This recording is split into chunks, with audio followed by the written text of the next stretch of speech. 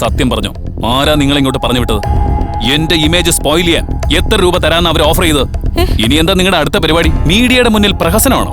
അതാണല്ലോ ഇപ്പോഴത്തെ ഫാഷൻ. ഇങ്ങനെ കാശുണ്ടാക്കിയിട്ടാണോ നീ നിന്റെ മോനെ വളർത്തുന്നത്? അല്ല, ശരിക്കും ഇവൻ നിന്റെ മോൻ തന്നെയാണോ? ഞാൻ ആരാണെന്ന് നിനക്ക് ശരിക്കും അറിയില്ല. കുടുംബത്തിന്റെ മാനം തന്നെ അങ്ങ് പോയി. ഇനി ഒരു നിമിഷം ഇവിടെ നിൽക്കരുത്. എടുക്കാനുള്ളൊക്കെ എടുത്തോ. അപ്പോഴേക്ക് അച്ഛനൊരു പ്രധാന തീരുമാനം എടുത്തു കഴിഞ്ഞിരുന്നു.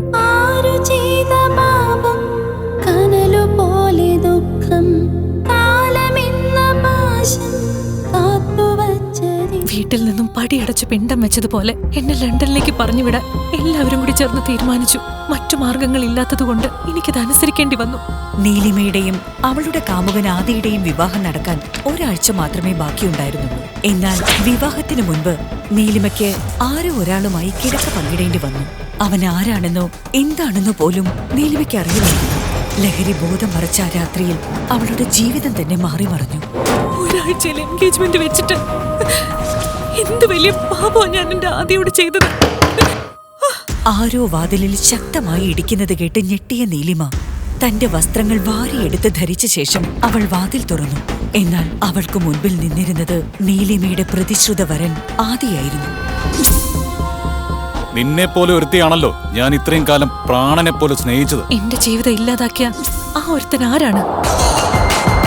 അവനിപ്പോ എവിടെയാണ്? ഈ ചോദ്യങ്ങൾക്കുള്ള ഉത്തരം എന്നായാലും എനിക്ക് അറിയുക തന്നെ വേണം.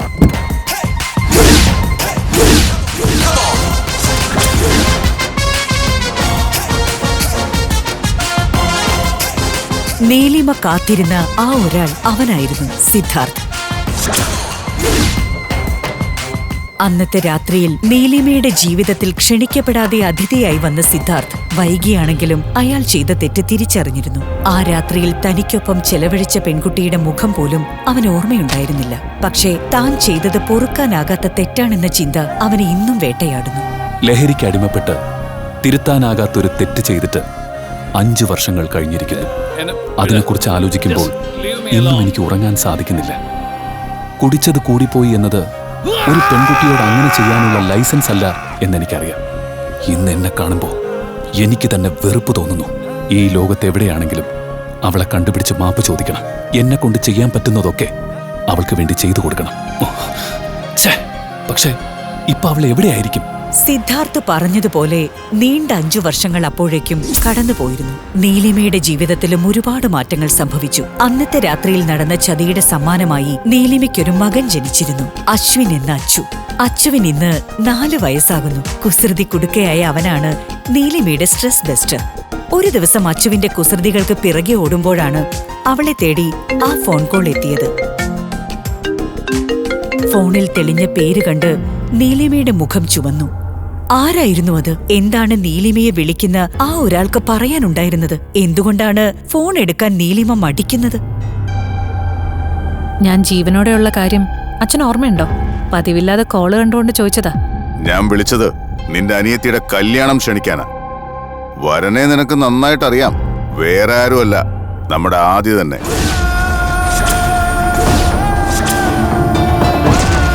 എന്തൊക്കെ സംഭവിച്ചാലും ഈ കല്യാണത്തിന് ഞാൻ വരില്ല. ഞങ്ങൾക്കാർക്കും വേണ്ടിയല്ല, നിന്റെ മുത്തശ്ശിക്ക് വേണ്ടി നീ വരണം. പറ്റില്ല എന്നാണെങ്കിൽ ശരി, അത് നിന്റെ ഇഷ്ടം.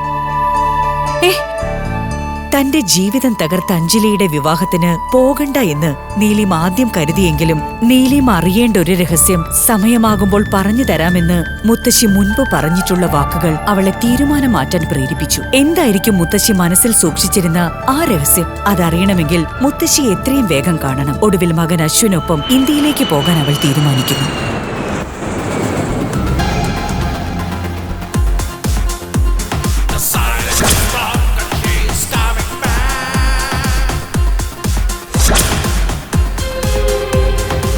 അമ്മേ, എനിക്കൊന്ന് വാഷ്റൂം പോകണം.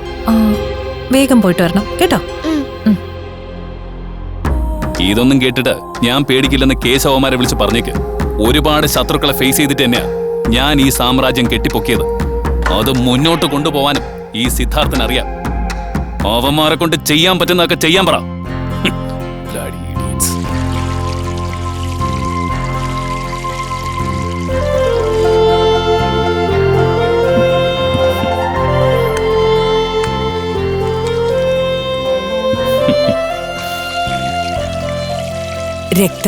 രക്തത്തെ തിരിച്ചറിയുന്ന നിമിഷങ്ങളായിരുന്നു അത്. അവൻ പോലും അറിയാതെ ആ വാക്കുകൾ അച്ചുവിൽ നിന്നും പുറത്തേക്ക് വന്നു. അച്ഛാ,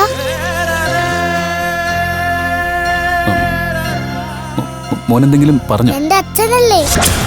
എനിക്കറിയാം എന്റെ അച്ഛൻ തന്നെയാണെന്ന്. ഏയ്, അച്ഛാ, ഞാൻ നിന്റെ അച്ഛനല്ല. കള്ളം പറയണ്ട, ഇത് തന്നെ എന്റെ അച്ഛൻ. ഏയ്, വിടോ. നിനക്ക് ഞാൻ പറഞ്ഞാ മനസ്സിലാവില്ലേ?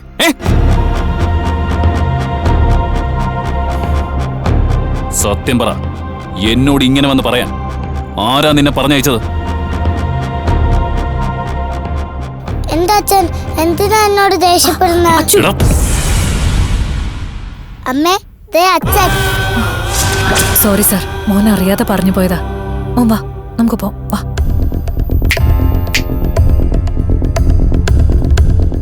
സത്യം പറഞ്ഞോ, ആരാ നിങ്ങളെ ഇങ്ങോട്ട് പറഞ്ഞു വിട്ടത്? എന്റെ ഇമേജ് സ്പോയിൽ ചെയ്യാൻ എത്ര രൂപ തരാന്ന് അവർ ഓഫർ ചെയ്തത്? ഇനി എന്താ നിങ്ങളുടെ അടുത്ത പരിപാടി? മീഡിയയുടെ മുന്നിൽ പ്രഹസനമാണോ? അതാണല്ലോ ഇപ്പോഴത്തെ ഫാഷൻ. ഇങ്ങനെ കാശുണ്ടാക്കിയിട്ടാണോ നീ നിന്റെ മോനെ വളർത്തുന്നത്? അല്ല, ശരിക്കും ഇവൻ നിന്റെ മോൻ തന്നെയാണോ? ഞാൻ ആരാണെന്ന് നിനക്ക് ശരിക്കും അറിയില്ല. താൻ ആരായാലും എനിക്കെന്താടോ? സ്ത്രീകളോടും കുട്ടികളോടും ആദ്യം മര്യാദയ്ക്ക് സംസാരിക്കാൻ പഠിക്കേ. ഇതൊന്നും തന്റെ വീട്ടിൽ പഠിപ്പിച്ചു തന്നിട്ടില്ലേ? എന്റെ വീട്ടിൽ പഠിപ്പിച്ചതൊക്കെ അവിടെ ഇരിക്കട്ടെ. അല്ല, സ്വന്തം കുട്ടിക്ക് അച്ഛൻ ആരാണെന്ന് ഇതുവരെ പറഞ്ഞു കൊടുത്തിട്ടില്ലേ? അതോ നിനക്ക് തന്നെ അറിയില്ലേ ഈ കുഞ്ഞിന്റെ അച്ഛൻ ആരാണെന്ന്?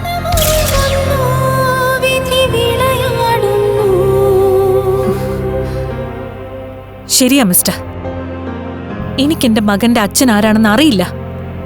പക്ഷേ ഞാൻ എന്റെ മോനോട് ഒന്ന് പറഞ്ഞോളാം, നിന്നെപ്പോലൊരാളല്ല അവന്റെ അച്ഛനെന്ന്. ഒരു അപരിചിതൻ തന്റെ മുഖത്ത് നോക്കി അങ്ങനെയൊക്കെ പറഞ്ഞത് അവളുടെ മനസ്സിനെ കുറച്ചൊന്നുമല്ല വേദനിപ്പിച്ചത്.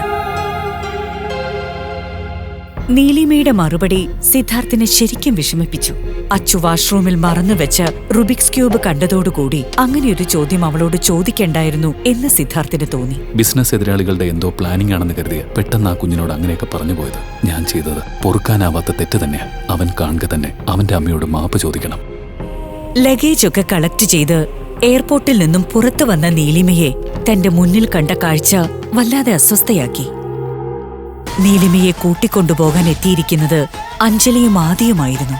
നീലിമയ്ക്ക് അവരോടൊപ്പം പോകാൻ ഒട്ടും താല്പര്യമില്ലായിരുന്നു. വർഷങ്ങൾക്ക് മുൻപുള്ള ആ രാത്രി നീലിമയെ ആ പാർട്ടിക്ക് കൂട്ടിക്കൊണ്ടുവന്നത് അഞ്ജലിയായിരുന്നു. അഞ്ജലി, നീലിമയുടെ രണ്ടാനമ്മയിൽ അവളുടെ അച്ഛനുണ്ടായ അവളുടെ സഹോദരി.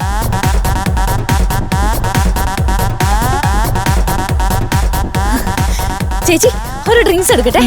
വേണ്ട, എന്നാലൊരു സോഫ്റ്റ് ഡ്രിങ്ക് ആയാലോ? ഹോട്ടലിൽ നടന്ന പാർട്ടിയിൽ സോഫ്റ്റ് ഡ്രിങ്ക്സ് എന്ന് പറഞ്ഞ് ലഹരി കലർത്തിയൊരു പാനീയം നീലിമയ്ക്ക് കൊടുത്തതും ബോധം പോയ നീലിമയെ അവളെപ്പോലെ തന്നെ ബോധമില്ലാതെ കിടക്കുകയായിരുന്ന ഏതോ ഒരുത്തന്റെ മുറിയിലേക്ക് തള്ളിയിട്ടതും അഞ്ജലിയായിരുന്നു. തങ്ങളെക്കാൾ വലിയൊരു പണക്കാരനെയാണ് നീലിമ കല്യാണം കഴിക്കാൻ പോകുന്നത് എന്നറിഞ്ഞപ്പോൾ മുതൽ ശ്വാസം മുട്ടിയാണ് അഞ്ജലിയും അവളുടെ അമ്മ സത്യഭാമയും അഞ്ജലിയുടെ വീട്ടിൽ കഴിഞ്ഞിരുന്നത്. ആദിയുടെയും നീലിമയുടെയും വിവാഹം നടത്തരുതെന്ന് അവർ അന്ന് തന്നെ ഉറപ്പിച്ചിരുന്നു. അതിനായി അമ്മയും മകളും ചേർന്നുണ്ടാക്കിയ പ്ലാനാണ് അവർ കരുതിയതിനേക്കാളും വലിയ രീതിയിൽ ഇപ്പോൾ സക്സസ് ആയിരിക്കുന്നത്. എങ്ങനെയുണ്ട് മോനെ? ഗംഭീരായിട്ടുണ്ട്. ചേച്ചി, ചേച്ചി നമ്മളെ എല്ലാരെയും ചതിച്ചു. അയ്യോ പാവം, ഈ ആദ്യം ചതിച്ചു. എന്താ നീ പറയുന്നേ? നിങ്ങള് വാ, എന്റെ കൂടെ വാ, ഞാൻ കാണിച്ചു തരാം.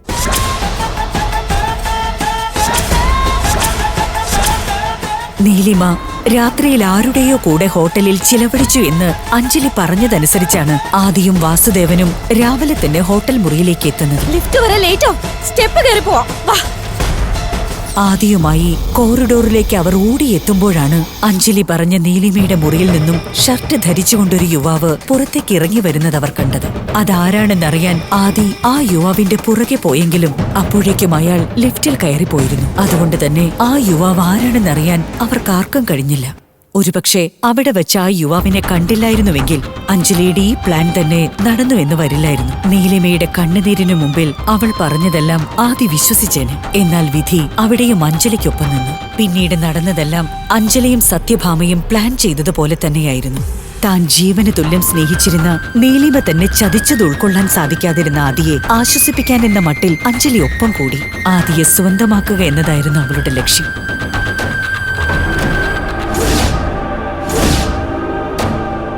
ഓ മതി, ഒന്ന് നിർത്താവോ?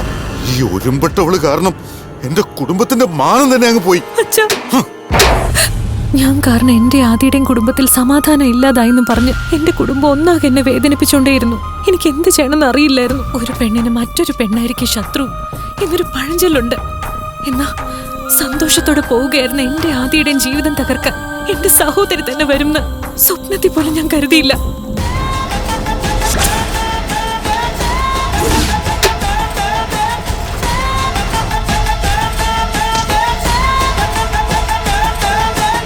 അതേസമയം ഒന്നും നടന്നിട്ടില്ലാത്തതുപോലെ അഞ്ജലി നിഷ്കളങ്ക ഭാവത്തിൽ അച്ചുവിനെ കൊഞ്ചിക്കാൻ ശ്രമിക്കുന്നത് കണ്ടപ്പോൾ നീലിമയുടെ ദേഷ്യം ഇരട്ടിയായി. എന്റെ മോന്റെ അടുത്ത് നിന്റെ അഭിനയൊന്നും വേണ്ട. അയ്യോ ചേച്ചി, എന്തൊക്കെയാ പറയുന്നേ? നീ നേടണമെന്ന് കരുതിയതൊക്കെ നിനക്ക് കിട്ടിയില്ലേ? ഞാൻ നിന്റെ കല്യാണം കൂടാൻ വന്നൊന്നുമല്ല. അയ്യോ, എനിക്ക് എന്റെ മുത്തശ്ശി ഒന്ന് കാണണം, അത്രേ ഉള്ളൂ. അയ്യോ, ആദ്യം ഇത് കേട്ടോ? ഞാൻ ചേച്ചി ചേച്ചി എന്ന് വിളിച്ച് സ്നേഹിച്ചിട്ട് പറഞ്ഞത് കേട്ടില്ലേ? ആദ്യക്ക് ഞാൻ അഭിനയിക്കുകയാണെന്ന് തോന്നുന്നുണ്ടോ? നീ എന്താ നിന്നെ കുറിച്ച് കരുതി വെച്ചിരിക്കുന്നത്? കല്യാണം കഴിക്കാതെ ഒരു കുട്ടിയുമായിട്ട് വന്ന നിന്നേക്കാളും 1000 മടങ്ങും മിടുക്കി തന്നെയാ അഞ്ജലി. നീ എന്നോട് ചെയ്ത പോലൊന്നും ഒരു കാലത്തും ഇവളെന്നോട് ചെയ്യില്ല. ആദി പറഞ്ഞ വാക്കുകളുടെ അർത്ഥം മനസ്സിലായില്ലെങ്കിലും അയാൾ തന്റെ അമ്മയെ വഴക്കു പറഞ്ഞതാണെന്ന് അച്ചുവിന് മനസ്സിലായി. ദേ അങ്കിൾ, എന്റെ അമ്മയുടെ മര്യാദയ്ക്ക് സംസാരിക്കണം. എനിക്ക് ആരാട്ടറിയാൻ ഇടിച്ചു ചെറുക്കികളെ ഞാൻ. എന്തായാലും നല്ല പഠിപ്പാ കുഞ്ഞിനെ പഠിപ്പിച്ചു വെച്ചിരിക്കുന്നത്. അതെങ്ങനെയാ? പിഴച്ചു പെറ്റവന്റെ വായിന്ന് പിഴച്ച വർത്താനല്ലേ വരൂ. ആദി ഇത് പറഞ്ഞു തീർന്നതും നീലിമയുടെ കൈ അവന്റെ കരണം പൊളിച്ചിരുന്നു. എയർപോർട്ടിൽ അത്രയും ആളുകളുടെ മുമ്പിൽ വെച്ച് ലഭിച്ച ആ അടി അവന് വലിയ നാണക്കേടുണ്ടാക്കി. വികാരാധീനനായി നീലിമയെ തിരിച്ചടിക്കാൻ ചെന്ന ആദിയുടെ മുൻപിലേക്ക് തന്റെ അമ്മയെ രക്ഷിക്കാൻ പാഞ്ഞു ചെന്ന അച്ചുവിനെ ആദി വലിച്ചെറിഞ്ഞു. എന്നാൽ രക്ഷകനായ ഒരു കൈ നിലത്ത് വീഴാതെ അച്ചുവിനെ താങ്ങി നിർത്തി. ആ കൈകൾ മറ്റാരുടേതുമായിരുന്നില്ല, സിദ്ധാർത്ഥിന്റേതായിരുന്നു. ഒരുപക്ഷെ കാലം കാത്തുവെച്ച മുഹൂർത്തമായിരുന്നിരിക്കണമിത്. മറന്നുവെച്ച റുബിക്സ് ക്യൂബ് അച്ചുവിന് തിരിച്ചു കൊടുത്ത സിദ്ധാർത്ഥ് ദേഷ്യത്തോടെ ആദിക്കരികിലേക്ക് ചെന്ന് അവനെ കുത്തിനു പിടിച്ചു. ഇത് കണ്ട നീലിമയും അഞ്ജലിയും ഒരുപോലെ ഞെട്ടി. എന്റെ മകന്റെ ദേഹത്ത് കൈവയ്ക്കുന്നോടാ. സ്ത്രീകളോടും കുട്ടികളോടും എങ്ങനെയാ പെരുമാറേണ്ടെന്ന് നിന്റെ വീട്ടിൽ പഠിപ്പിച്ചു തന്നിട്ടില്ല. കുറച്ചു മുമ്പ് വാഷ്റൂമിൽ വെച്ച് തന്നോട് അങ്ങനെയൊക്കെ പറഞ്ഞ ആള് തന്നെയാണോ ഇതെന്ന് നീലിമയ്ക്ക് സംശയം തോന്നി. അപ്പോഴേക്കും അവിടേക്ക് ഓടിയെത്തിയ സിദ്ധാർത്ഥിന്റെ ബോഡി ഗാർഡ്സ് ആദ്യം ഒരടി മുന്നോട്ട് വെക്കാനാകാത്ത വിധത്തിൽ തടഞ്ഞു നിർത്തി. അവരുടെ ബലിഷ്ഠമായ കരങ്ങളിൽ ഒന്നനങ്ങാൻ പോലും ആവാതെ ആദി നിന്നു. അഞ്ജലിയുടെ ഒരുപാട് നേരത്തെ അപേക്ഷകൾക്കൊടുവിൽ ആദിയെ റിലീസ് ചെയ്യാൻ സിദ്ധാർത്ഥ് അവർക്ക് നിർദ്ദേശം നൽകി. ഏയ് വിട മോളെ, നിന്നോട് മോനെയും കൊണ്ട് അവിടെ വെയിറ്റ് ചെയ്യാൻ ഞാൻ പറഞ്ഞല്ലേ. അതിനിടയില് നീ എന്തിനാ ഇപ്പൊ ഇങ്ങോട്ട് വന്നത്? ഇതുപോലെയുള്ള ആൾക്കാരുമായിട്ടൊക്കെ നീ എന്തിനാ വഴക്കുണ്ടാക്കി സമയം കളയുന്നത്? അമ്മയല്ല അച്ഛാ, ദേ ഇവരാ വഴക്കുണ്ടാക്കിയത്. മോനെ, ശരി, വിട്ടേക്ക്. വാ മോനെ, ആ ബാഗ് എടുത്തേക്ക്. തന്റെ കൺമുമ്പിൽ നടക്കുന്നത് എന്താണെന്ന് നീലിമയ്ക്ക് മനസ്സിലാകുന്നുണ്ടായിരുന്നില്ല. ഒരു അപരിചിതൻ എന്തിനാണ് ഇങ്ങനെയൊക്കെ പെരുമാറുന്നത്? തന്റെ മുൻപിൽ മറ്റു വഴികളൊന്നുമില്ലാത്തതിനാൽ സിദ്ധാർത്ഥിന്റെ കൂടെ പോകാൻ നീലിമ തീരുമാനിച്ചു. സിദ്ധാർത്ഥ് അച്ചുവിനെയും നീലിമയെയും തന്റെ ലിമിറ്റഡ് എഡിഷൻ കാറിൽ കൊണ്ടുപോകുന്നത് അഞ്ജലി അസൂയയോടെ നോക്കി നിന്നു. ഇത് സുധാകരൻ, വാസുദേവന്റെ സുഹൃത്താണ്. പ്രായം 50 കഴിഞ്ഞ് മുടിയെല്ലാം പോയെങ്കിലും വിഗ് വെച്ച് ചെറുപ്പക്കാരനായിട്ടാണ് നടപ്പ്. വിദേശത്തു നിന്നും വരുന്ന നീലിമയെ സുധാകരന് വിവാഹം ചെയ്തു കൊടുക്കാമെന്ന് വാക്കു കൊടുത്തിരിക്കുകയാണ് വാസുദേവൻ.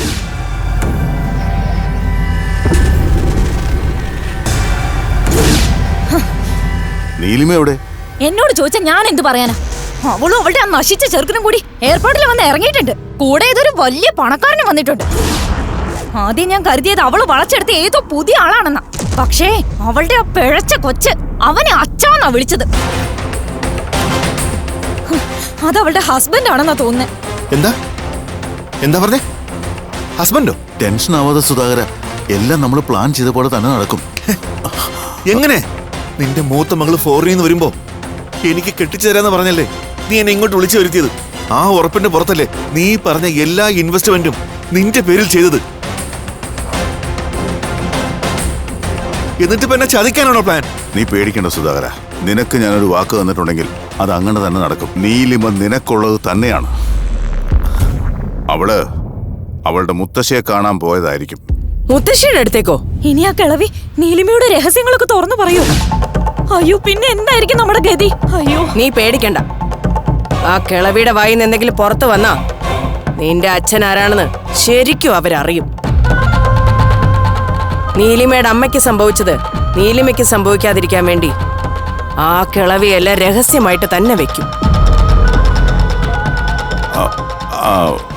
മോനൊരു കാര്യം ചെയ്യും, അഞ്ജലിയുമായി അവിടെ ചെന്ന് വേറെന്തെങ്കിലും പറഞ്ഞ് അവളെ അവിടെ നിന്ന് എത്രയും പെട്ടെന്ന് കൂട്ടിക്കൊണ്ടുവരണം. ബാക്കിയൊക്കെ ഞാൻ നോക്കിക്കോളാം.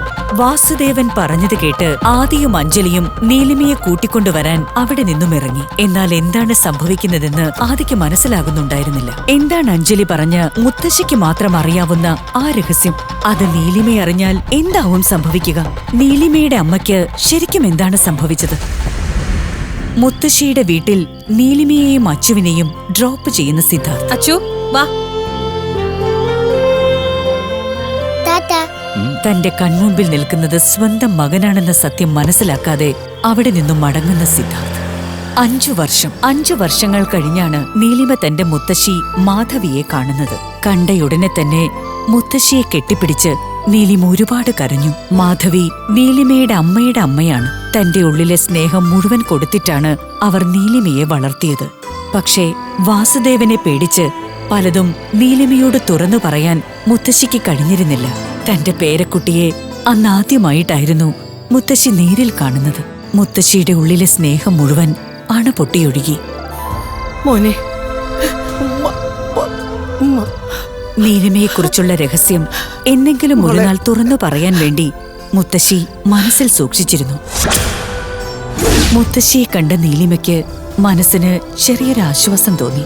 തന്റെ തറവാട്ടിലെ ഭൂതകാല സ്മരണകളിലേക്ക് അവളുടെ മനസ്സറിയാതെ സഞ്ചരിച്ചു. അപ്പോഴേക്കും ആദിയോടൊപ്പം അഞ്ജലി അവിടെ എത്തിയിരുന്നു.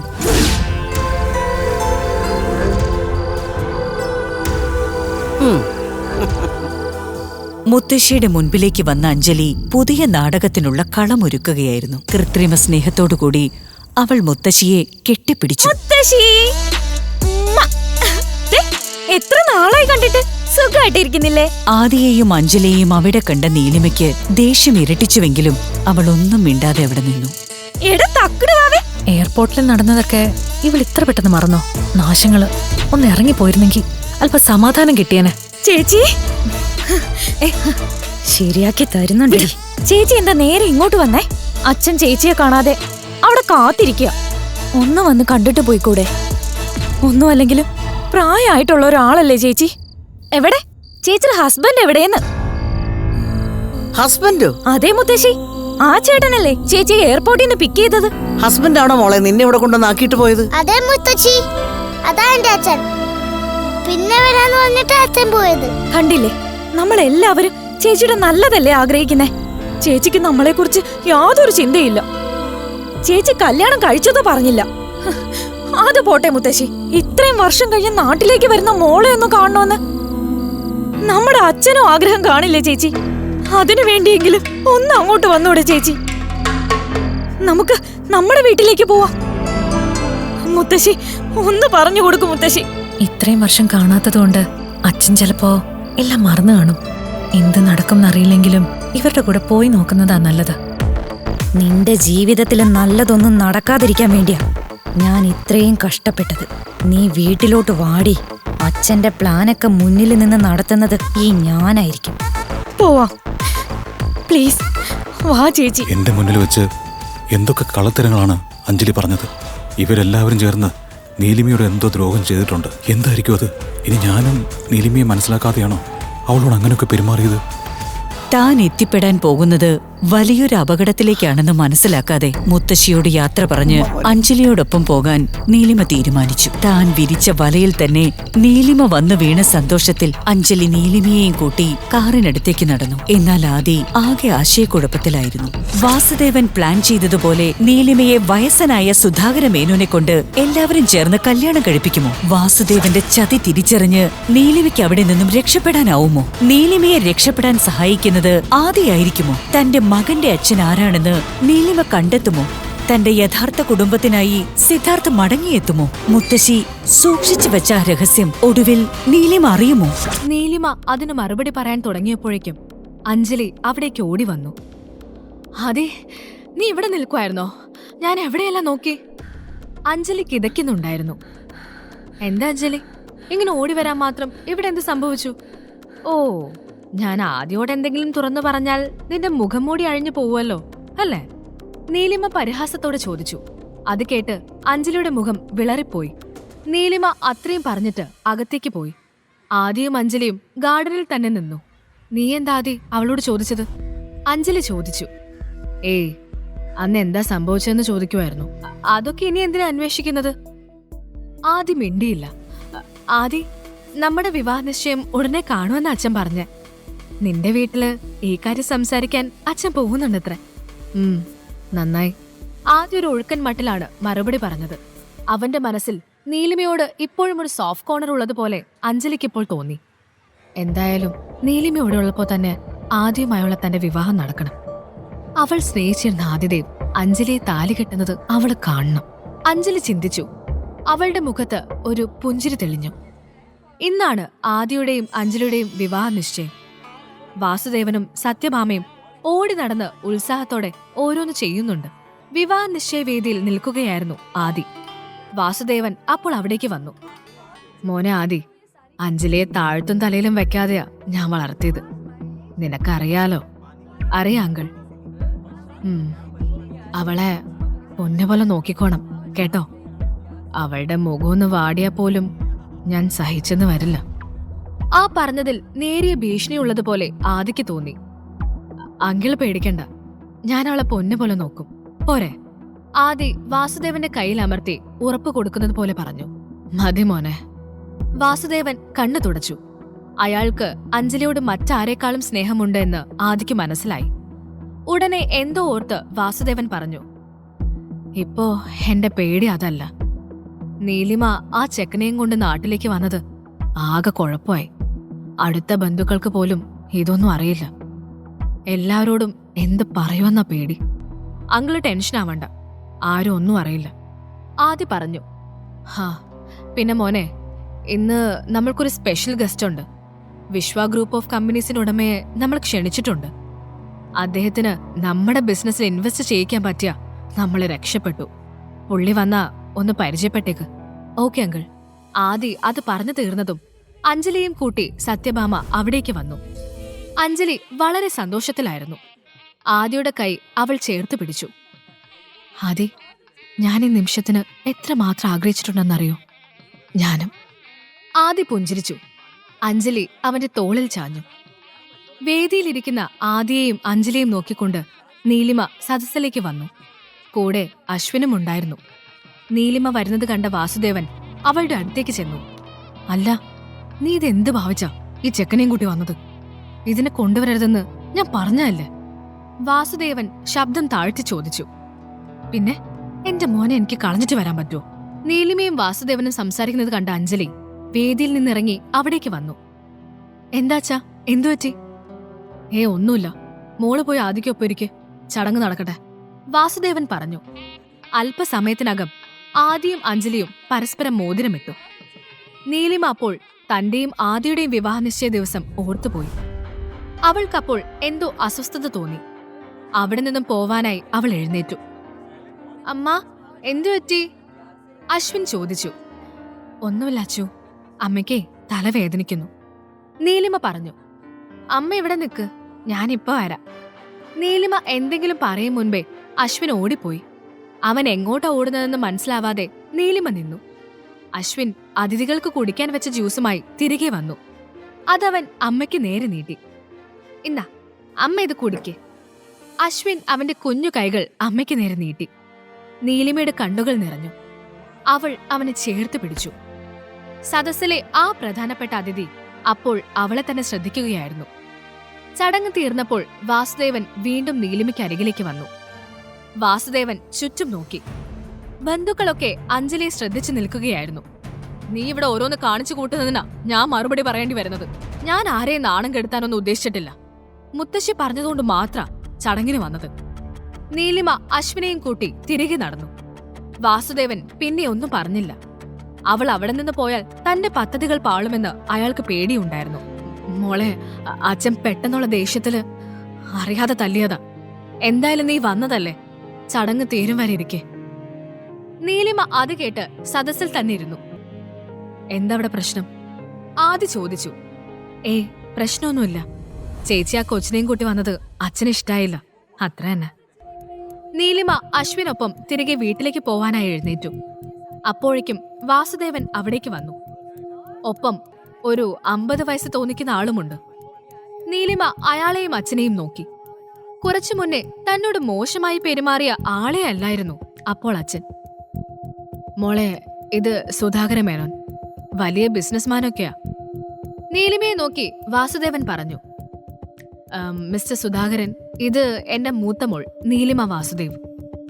അച്ഛൻ ആദ്യമായിട്ടാണ് തന്റെ പേരിനൊപ്പം വാസുദേവന് ചേർക്കുന്നത്. അതു കേട്ടപ്പോൾ തന്നെ നീലിമയ്ക്ക് എന്തോ കുഴപ്പം വരാൻ പോകുന്നത് പോലെ തോന്നി. നീലിമ സംശയത്തോടെ അച്ഛനെ നോക്കി. മിസ്റ്റർ വാസുദേവൻ, നിങ്ങൾ ഭയങ്കര ലക്കിയാണ്. 2 മക്കളും സുന്ദരികളാണല്ലോ.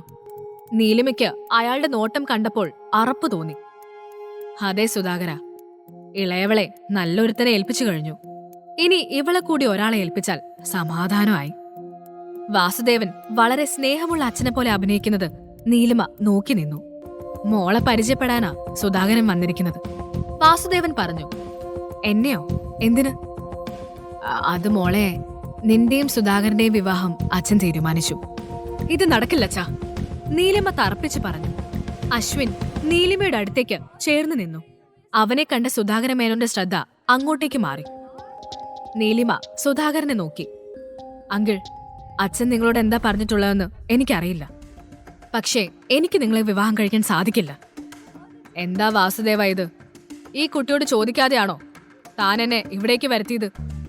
സുധാകരൻ ചോദിച്ചു. വാസുദേവൻ അതിനു മറുപടി പറയാതെ തല താഴ്ത്തി. നീലിമ തുടർന്നു. പിന്നെ എനിക്കൊരു മകനുണ്ട്. അത് അച്ഛൻ പറഞ്ഞിരുന്നോ? നീലിമ ചോദിച്ചു. സുധാകര മേനോൻ വാസുദേവനെ നോക്കി. എന്തൊക്കെയാണോ ഈ കേൾക്കുന്നത്?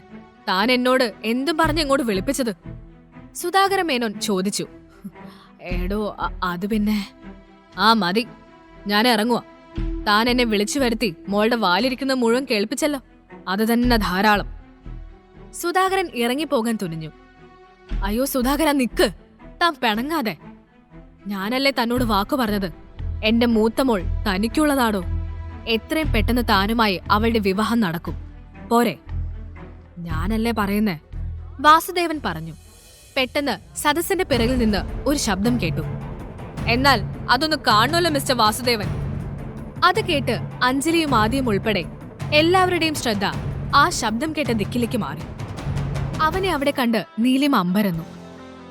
ഈ കുരിശ് ഞാൻ പോകുന്ന എല്ലാ സ്ഥലത്തും ഉണ്ടല്ലോ, നീലിമ മനസ്സിൽ പറഞ്ഞു. അപ്പോൾ സിദ്ധാർത്ഥനെ കണ്ട അശ്വിൻ ഡാഡി എന്നും വിളിച്ച് അയാളുടെ അരികിലേക്ക് ഓടി. വാസുദേവൻ ആകെ അമ്പരന്ന് നിൽക്കുകയാണ്. സിദ്ധാർത്ഥ് വിശ്വ ഗ്രൂപ്പിന്റെ അവകാശിയാണെന്ന് വാസുദേവൻ അറിയാമായിരുന്നു. പ്രധാനപ്പെട്ട അതിഥിയായി അവനെ അയാളാണ് ക്ഷണിച്ചത്. പക്ഷേ സിദ്ധാർത്ഥ് എത്തിയത് ഈ തിരക്കിനും വഴക്കുകൾക്കുമിടയിൽ അയാൾ അറിഞ്ഞില്ല. എന്റെ പെണ്ണിനെ വേറൊരു ചെറുക്കൻ അന്വേഷിക്കാൻ നീയൊക്കെ ആരാ? അവന്റെ ഉറച്ച ശബ്ദം കേട്ട് ആർക്കും ഒന്നും പറയാൻ കഴിഞ്ഞില്ല. അവന്റെ നോട്ടം കണ്ടപ്പോൾ ആദിക്ക് ചെറിയ പേടി തോന്നി. ഞങ്ങൾ ഇടപെട്ടിട്ടില്ല, ആദി പറഞ്ഞു. നീലിമയ്ക്ക് ആദിയുടെ പേടി കണ്ട് ഉള്ളിൽ ചിരി പൊട്ടി. സ്വന്തം മോളെ നിങ്ങളുടെ അത്ര തന്നെ പ്രായമുള്ള ഒരാളെ കൊണ്ട് കെട്ടിക്കാൻ നോക്കാൻ നാണോല്ലേ വാസുദേവൻ? അല്ല, നിന്നോട് ഞാൻ പറഞ്ഞല്ലേ ഒറ്റയ്ക്ക് വരണ്ടെന്ന്. ഒന്നിച്ച് വന്നാ പോരായിരുന്നോ? ഒരു കാര്യവും പറഞ്ഞ അനുസരിക്കരുത് കേട്ടോ. സിദ്ധാർത്ഥ് നീലിമയെ നോക്കി പറഞ്ഞു. നീലിമ, സിദ്ധാർത്ഥ വിശ്വനാഥാണോ ഇവന്റെ അച്ഛൻ? നീലിമ മറുപടി പറഞ്ഞില്ല. അപ്പോ ഇത്രയും പറഞ്ഞിട്ട് മനസ്സിലായിട്ടില്ലേ നിങ്ങൾക്ക്? ഇത് എന്റെ മകനാണ്. സിദ്ധാർത്ഥ് അശ്വിനെ ചേർത്ത് പിടിച്ചു പറഞ്ഞു. അഞ്ജലിയും ആദ്യം ഒഴികെയുള്ള എല്ലാവരും അപ്പോഴും അമ്പരപ്പ് മാറാതെ നിൽക്കുകയായിരുന്നു. സോറി സാർ, സാറിന്റെ ഭാര്യയാണ് നീലിമയെന്ന് എനിക്കറിയില്ലായിരുന്നു. ഇത്രയും പറഞ്ഞിട്ട് സുധാകര മേനോൻ അവിടെ നിന്നും ഇറങ്ങിപ്പോയി. സിദ്ധാർത്ഥ് നീലിമയെ നോക്കി. ചടങ്ങ് കഴിഞ്ഞില്ലേ, വാ പോവാം. അവൻ നീലിമയുടെ കൈ പിടിച്ചുകൊണ്ട് അവളെ ഹോളിന്റെ ഒരു വശത്തേക്ക് കൂട്ടിക്കൊണ്ടുപോയി. എന്നിട്ട് പറഞ്ഞു, എന്താ മാഡം, പേടിച്ചുപോയോ? അന്ന് എന്നോട് കാണിച്ച ധൈര്യവും അഹങ്കാരവും ഒന്നും ഇപ്പൊ കാണുന്നില്ലല്ലോ. പിന്നെ പേടിക്കാൻ ഇയാൾ ആരാ? അല്ല അതുപോട്ടെ, താൻ എന്തിനാ എന്നെ എപ്പോഴും ഹെൽപ്പ് ചെയ്യുന്നേ? നീലിമ ചോദിച്ചു. ഞാൻ നിന്നെ ഹെൽപ്പ് ചെയ്തതല്ല, ദേ ഈ കുഞ്ഞിന് വേണ്ടി ഇടപെട്ടത്. ഓ, വലിയ ഉപകാരം സർ. ഇത്രയായിട്ടും അഹങ്കാരത്തിന് ഒരു കുറവുമില്ലല്ലേ? അതൊക്കെ പോട്ടെ, അന്ന് ടാക്സി ചാർജൊക്കെ എറിഞ്ഞിട്ടല്ല പോയത്. ഇന്നത്തെ ഹെൽപ്പിന് എനിക്ക് എത്രയാ തരാൻ പോകുന്നത്? സിദ്ധാർത്ഥ് അവളോട് കൂടുതൽ ചേർന്ന് നിന്നുകൊണ്ടാണ് അത് ചോദിച്ചത്. നീലിമ ആകെ വല്ലാതെയായി. അവൾ അവന്റെ അരികിൽ നിന്നും അല്പം മാറി നിൽക്കാൻ ശ്രമിച്ചു.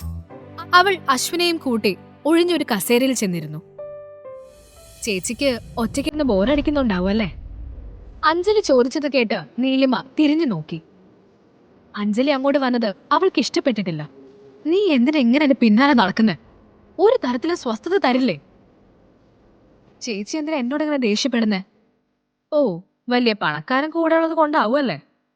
ദേ, നീ നിന്റെ കാര്യം നോക്ക്, എന്റെ കാര്യത്തിൽ ഇടപെടണ്ട. ചേച്ചിയുടെ മനസ്സിൽ ഇപ്പോഴാദ്യം ഉണ്ടോ? അഞ്ജലി ചോദിച്ചു. അശ്വിൻ അത് ശ്രദ്ധിക്കുന്നുണ്ടെന്ന് മനസ്സിലാക്കിയ നീലിമ മറുപടി പറഞ്ഞില്ല.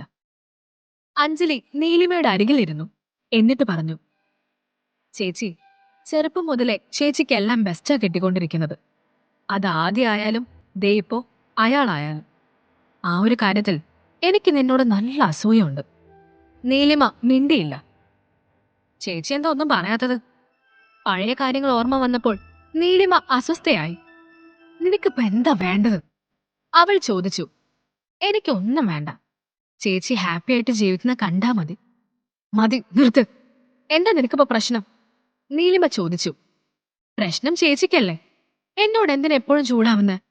ആദ്യമായി ഞാൻ അടുത്തതാണോ പ്രശ്നം? അവൻ ഭയങ്കര ഡിപ്രഷനിലായിരുന്നു. ചേച്ചി അവനെ ചതിച്ചപ്പോ ഞാൻ കൂടെ നിന്നത് കൊണ്ട് മാത്രം അവൻ എന്നെ സ്നേഹിച്ചത്. അവൾ എന്തിനാണ് പഴയ കാര്യങ്ങൾ വീണ്ടും വീണ്ടും പറയുന്നതെന്ന് നീലിമയ്ക്ക് മനസ്സിലായില്ല. അതിന് ഞാനിപ്പോ എന്ത് വേണം? നീലിമ ചോദിച്ചു. നീ അധികം നെഗളിക്കണ്ട ചേച്ചി. നിന്റെ പാസ്റ്റിൽ നടന്ന കാര്യങ്ങൾ അറിഞ്ഞാ ആ സിദ്ധാർത്ഥ നിന്നെ തിരിഞ്ഞു നോക്കുമെന്ന് തോന്നുന്നുണ്ടോ? നീലിമ ഒരു നിമിഷം വല്ലാതെയായി. കാരണം അശ്വിൻ ഇതെല്ലാം കേട്ട് അമ്പരന്ന് നിൽക്കുകയാണ്. ചെറിയ കുട്ടി ആയിരുന്നാലും അശ്വിൻ കാര്യങ്ങൾ മനസ്സിലാക്കുമെന്ന് നീലിമ ഭയന്നു. ഒന്ന് നിർത്തുന്നുണ്ടോ? നീലിമ ഒരു വല്ലാത്ത അവസ്ഥയിലേക്ക് എത്തിയിരുന്നു. അത് മനസ്സിലാക്കി അഞ്ജലി ചോദിച്ചു. ചേച്ചി ഇപ്പോഴും ആദ്യം സ്നേഹിക്കുന്നുണ്ടല്ലേ? മതി, നിർത്ത്. എത്ര ഷൗട്ട് ചെയ്താലും ചേച്ചിയുടെ മനസ്സിൽ ഇപ്പോഴും ആദ്യം ഉണ്ടെന്ന് എനിക്കറിയാം. അവനെ ചേച്ചിക്ക് മറക്കാൻ കഴിയില്ല. Just get lost. നീലിമ നിയന്ത്രണം വിട്ട് ഒച്ച വെച്ചു. പെട്ടെന്ന് അഞ്ജലി നിലത്തേക്ക് വീണു. പുറമേ നിന്ന് കാണുന്നവർ അവളെ നീലിമ തള്ളിയിട്ടതാണെന്ന് തെറ്റിദ്ധരിക്കാൻ വേണ്ടിയാണ് അവൾ അങ്ങനെ ചെയ്തത്. നീലിമ അമ്പരന്ന് പോയി. അപ്പോഴാണ് അഞ്ജലിയുടെ പ്ലാൻ അവൾക്ക് മനസ്സിലായത്. എന്തിനാ ചേച്ചി എന്നിങ്ങനെ ദ്രോഹിക്കുന്നെ? ഞാൻ എന്ത് തെറ്റാ നിന്നോട് ചെയ്ത്? നീ ചതച്ചപ്പോൾ ആദ്യയുടെ കൂടെ നിന്നതാണോ ഞാൻ ചെയ്ത തെറ്റ്? അഞ്ജലി നിലത്ത് നിന്ന് എഴുന്നേൽക്കാതെ ചോദിച്ചു. നീലിമ വല്ലാതെയായി. സദസ്സിലിരിക്കുന്ന എല്ലാവരും അഞ്ജലി പറഞ്ഞത് കേട്ടിരുന്നു. എല്ലാവരും കേൾക്കാൻ വേണ്ടി തന്നെയാണ് അവൾ അത്രയും ഉറക്കെ സംസാരിച്ചതും. നീലിമ അമ്പരന്ന് നിൽക്കെ ആദിയും വാസുദേവനും അവിടേക്ക് ഓടി വന്നു. അയ്യോ അഞ്ജലി, എന്തു പറ്റി? ആദി ഓടി വന്ന് അവളെ പിടിച്ചു. നീലിമയ്ക്ക് അവനോട് പുച്ഛം തോന്നി. മോളെ, എന്താ ഉണ്ടായേ? വാസുദേവൻ അഞ്ജലി എഴുന്നേൽപ്പിച്ചുകൊണ്ട് ചോദിച്ചു. ചേച്ചി തള്ളിയിട്ടതാ അച്ഛ. അഞ്ജലി കരഞ്ഞുകൊണ്ട് പറഞ്ഞു. എടി ഒരുമ്പെട്ടവളെ, ഏത് നശിച്ച നേരത്താണോ എന്തോ നിന്നെ തിരികെ വിളിക്കാൻ തോന്നിയത്. ഉടനെ അശ്വിൻ പറഞ്ഞു. ഈ ആന്റി കള്ളം പറയുന്നതാ, എന്റെ അമ്മ ഒന്നും ചെയ്തിട്ടില്ല. നീലിമയ്ക്ക് അത് കേട്ട് കുഞ്ഞിനെ ഒന്ന് എടുത്ത് ഉമ്മ വെക്കണമെന്നുണ്ടായിരുന്നു. പക്ഷേ കണ്ണുകളിൽ ഇരുട്ട് കയറുന്നതുപോലെ അവൾക്ക് തോന്നി. അപ്പോഴേക്കും സിദ്ധാർത്ഥ് അവിടെ എത്തി. അവൻ അശ്വിനെ ചേർത്ത് പിടിച്ചിട്ട് അഞ്ജലിയെ രൂക്ഷമായി നോക്കി. അഞ്ജലിക്ക് അവന്റെ നോട്ടം കണ്ടപ്പോൾ പേടി തോന്നി. അഞ്ജലി അവനോട് പറഞ്ഞു. സർ, എന്നെ തെറ്റിദ്ധരിക്കരുത്, ഞാനൊന്നും ചെയ്തിട്ടില്ല. എന്റെ ഫിയാൻസി ആദ്യം ചേച്ചിയും കുഞ്ഞിലെ മുതൽ ഒന്നിച്ചാ വളർന്നത്. അതിന് ചില കാര്യങ്ങൾ സംസാരിക്കുമായിരുന്നു, അല്ലാതെ വഴക്കൊന്നുമല്ല. അതേപ്പറ്റി എന്ത് സംസാരിച്ചു എന്നാ പറയുന്നത്? സിദ്ധാർത്ഥ ചോദിച്ചു. അത് ചേച്ചിയും ആദ്യം സ്നേഹത്തിലായിരുന്നു. അവരുടെ വിവാഹമൊക്കെ തീരുമാനിച്ചിരുന്നതാ. ഇപ്പോഴും ചേച്ചിക്ക് ആദ്യം ഇഷ്ടമാണ്. അതുകൊണ്ട് എന്നോട് വെറുപ്പാ. അതാ സത്യം. അഞ്ജലി വളരെ ഭംഗിയായ ഒരു കള്ളം പറഞ്ഞു.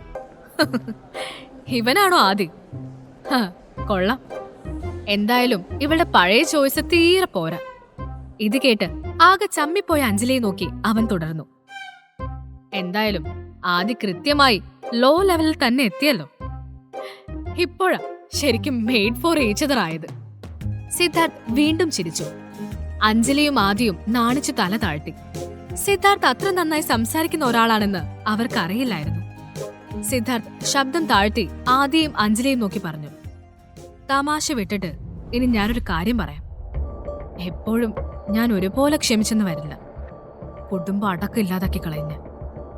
ഇത് പറയുമ്പോൾ സിദ്ധാർത്ഥിന്റെ മുഖം ദേഷ്യത്തിൽ ചുവന്നിരുന്നു.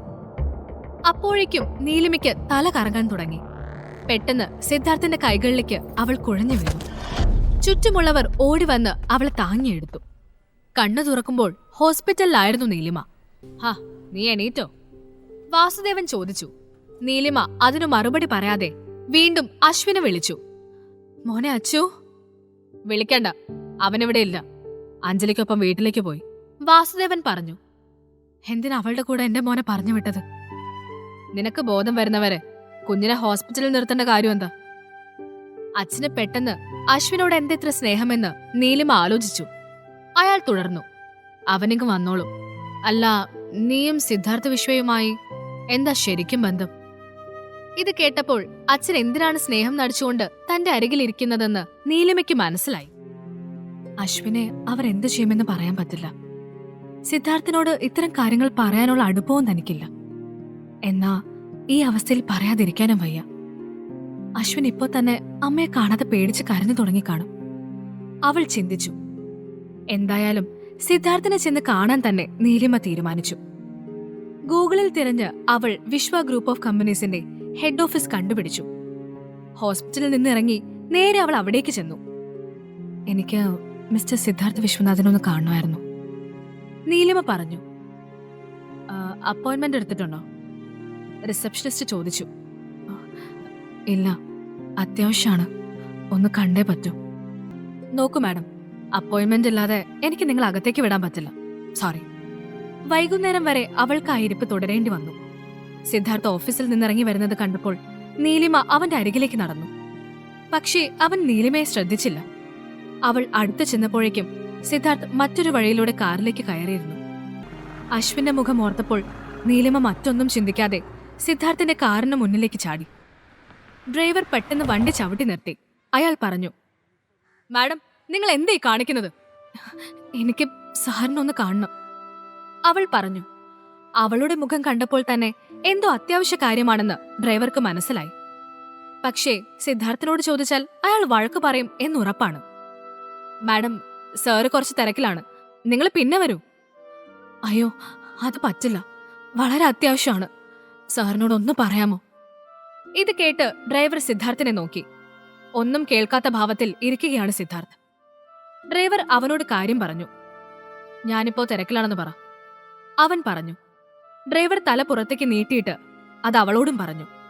അവൾ സിദ്ധാർത്ഥിനെ കാണാതെ പോകില്ലെന്ന് മനസ്സിലായപ്പോൾ ഡ്രൈവർ നിസ്സഹായനായി പിൻ സീറ്റിലേക്ക് നോക്കി. അവളോട് കാറിനുള്ളിൽ കയറാൻ പറ, സിദ്ധാർത്ഥ് പറഞ്ഞു. ഇത് കേട്ട് ഡ്രൈവർ പുറത്തിറങ്ങി ചെന്ന് നീലിമയോട് പറഞ്ഞു. കാറിലേക്ക് കയറാൻ പറഞ്ഞു.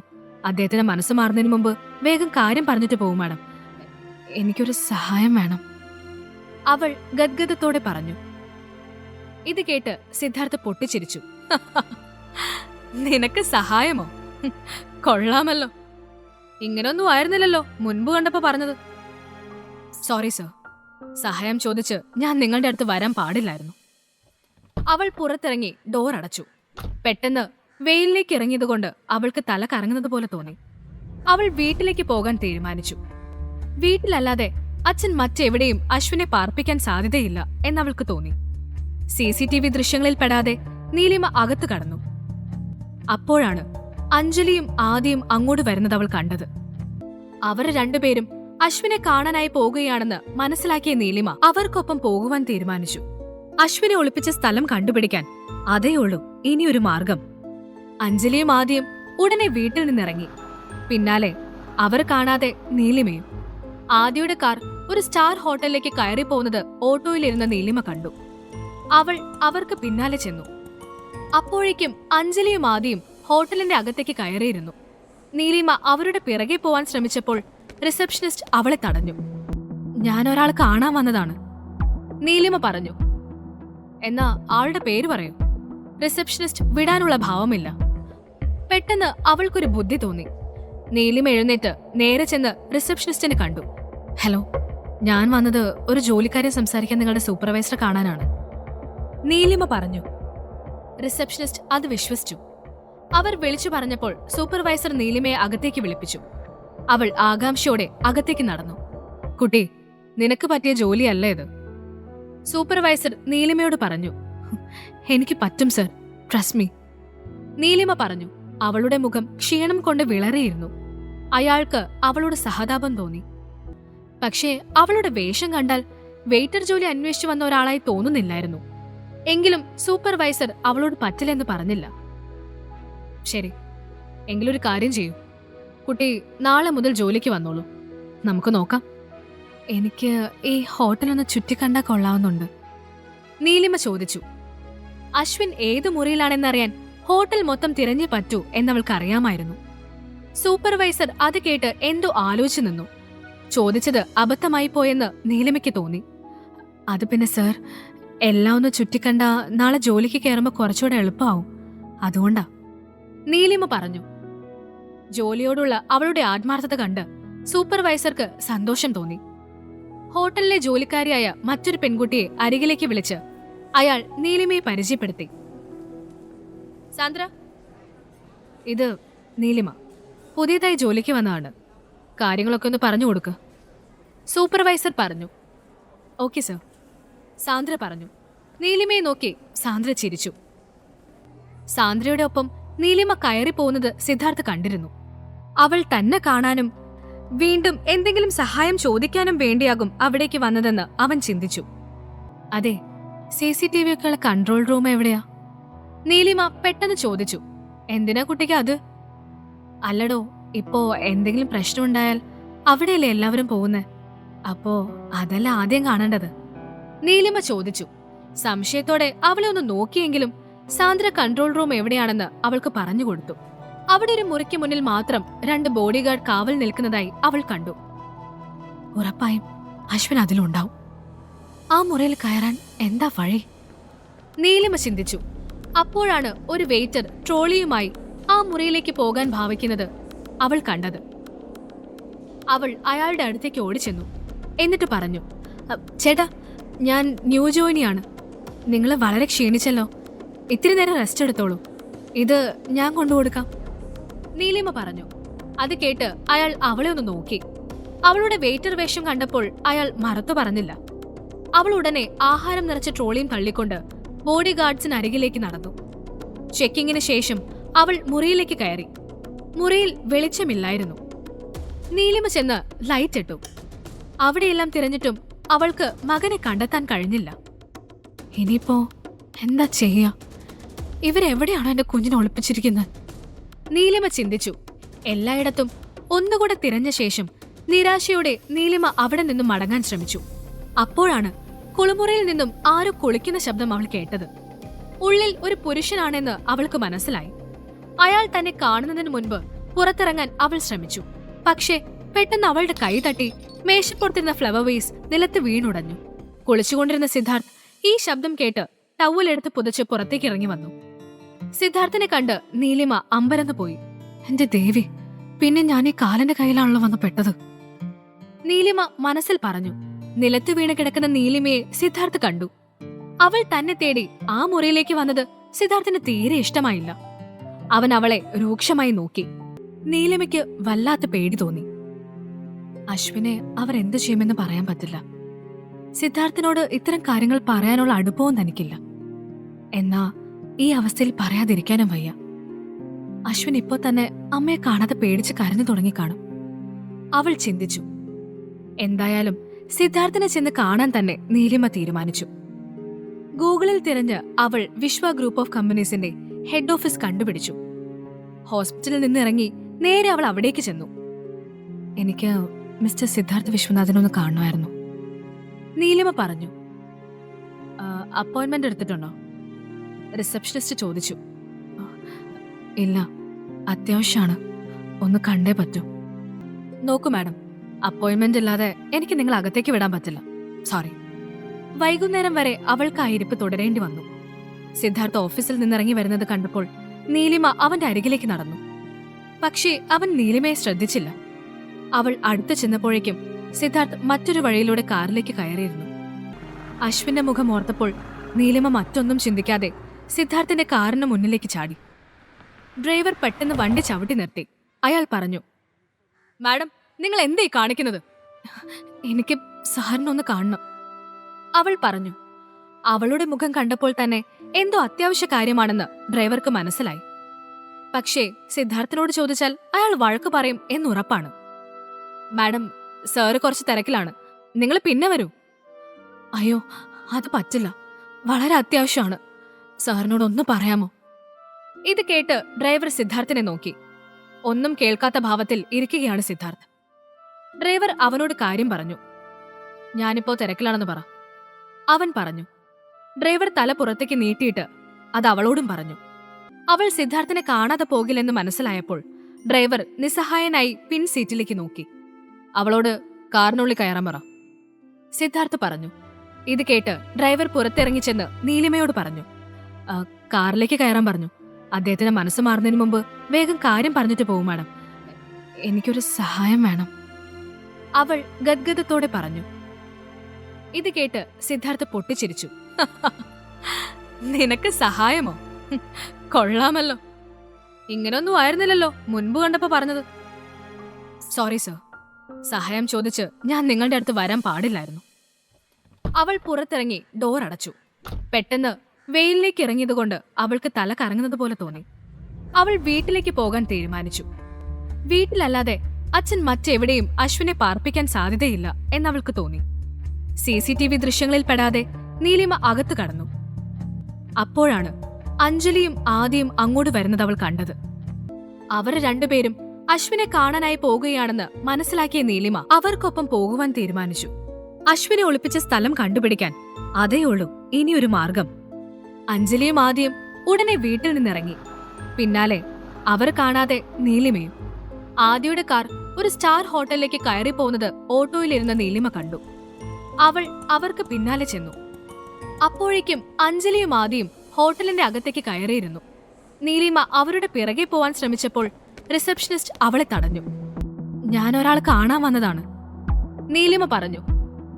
എന്നാ ആളുടെ പേര് പറയൂ. റിസപ്ഷനിസ്റ്റ് വിടാനുള്ള ഭാവമില്ല. പെട്ടെന്ന് അവൾക്കൊരു ബുദ്ധി തോന്നി. നീലിമ എഴുന്നേറ്റ് നേരെ ചെന്ന് റിസപ്ഷനിസ്റ്റിനെ കണ്ടു. ഹലോ, ഞാൻ വന്നത് ഒരു ജോലിക്കാരെ സംസാരിക്കാൻ നിങ്ങളുടെ സൂപ്പർവൈസറെ കാണാനാണ്, നീലിമ പറഞ്ഞു. റിസപ്ഷനിസ്റ്റ് അത് വിശ്വസിച്ചു. അവർ വിളിച്ചു പറഞ്ഞപ്പോൾ സൂപ്പർവൈസർ നീലിമയെ അകത്തേക്ക് വിളിപ്പിച്ചു. അവൾ ആകാംക്ഷയോടെ അകത്തേക്ക് നടന്നു. കുട്ടി, നിനക്ക് പറ്റിയ ജോലിയല്ല ഇത്, സൂപ്പർവൈസർ നീലിമയോട് പറഞ്ഞു. എനിക്ക് പറ്റും സർ, ട്രസ്റ്റ് മീ, നീലിമ പറഞ്ഞു. അവളുടെ മുഖം ക്ഷീണം കൊണ്ട് വിളറിയിരുന്നു. അയാൾക്ക് അവളോട് സഹതാപം തോന്നി. പക്ഷേ അവളുടെ വേഷം കണ്ടാൽ വെയിറ്റർ ജോലി അന്വേഷിച്ചു വന്ന ഒരാളായി തോന്നുന്നില്ലായിരുന്നു. എങ്കിലും സൂപ്പർവൈസർ അവളോട് പറ്റില്ലെന്ന് പറഞ്ഞില്ല. ശരി, എങ്കിലൊരു കാര്യം ചെയ്യൂ, കുട്ടി നാളെ മുതൽ ജോലിക്ക് വന്നോളൂ, നമുക്ക് നോക്കാം. എനിക്ക് ഈ ഹോട്ടലൊന്ന് ചുറ്റിക്കണ്ടാ കൊള്ളാവുന്നുണ്ട്, നീലിമ ചോദിച്ചു. അശ്വിൻ ഏത് മുറിയിലാണെന്നറിയാൻ ഹോട്ടൽ മൊത്തം തിരഞ്ഞു പറ്റൂ എന്നവൾക്ക് അറിയാമായിരുന്നു. സൂപ്പർവൈസർ അത് കേട്ട് എന്തോ ആലോചിച്ചു നിന്നു. ചോദിച്ചത് അബദ്ധമായി പോയെന്ന് നീലിമയ്ക്ക് തോന്നി. അത് പിന്നെ സർ, എല്ലാം ഒന്ന് ചുറ്റിക്കണ്ട നാളെ ജോലിക്ക് കയറുമ്പോൾ കുറച്ചുകൂടെ എളുപ്പമാവും, അതുകൊണ്ടാ, നീലിമ പറഞ്ഞു. ജോലിയോടുള്ള അവളുടെ ആത്മാർത്ഥത കണ്ട് സൂപ്പർവൈസർക്ക് സന്തോഷം തോന്നി. ഹോട്ടലിലെ ജോലിക്കാരിയായ മറ്റൊരു പെൺകുട്ടിയെ അരികിലേക്ക് വിളിച്ച് അയാൾ നീലിമയെ പരിചയപ്പെടുത്തി. സാന്ദ്ര, ഇത് നീലിമ, പുതിയതായി ജോലിക്ക് വന്നതാണ്. കാര്യങ്ങളൊക്കെ ഒന്ന് പറഞ്ഞു കൊടുക്ക്. സൂപ്പർവൈസർ പറഞ്ഞു. Okay sir. സാന്ദ്ര പറഞ്ഞു. നീലിമയെ നോക്കി സാന്ദ്ര ചിരിച്ചു.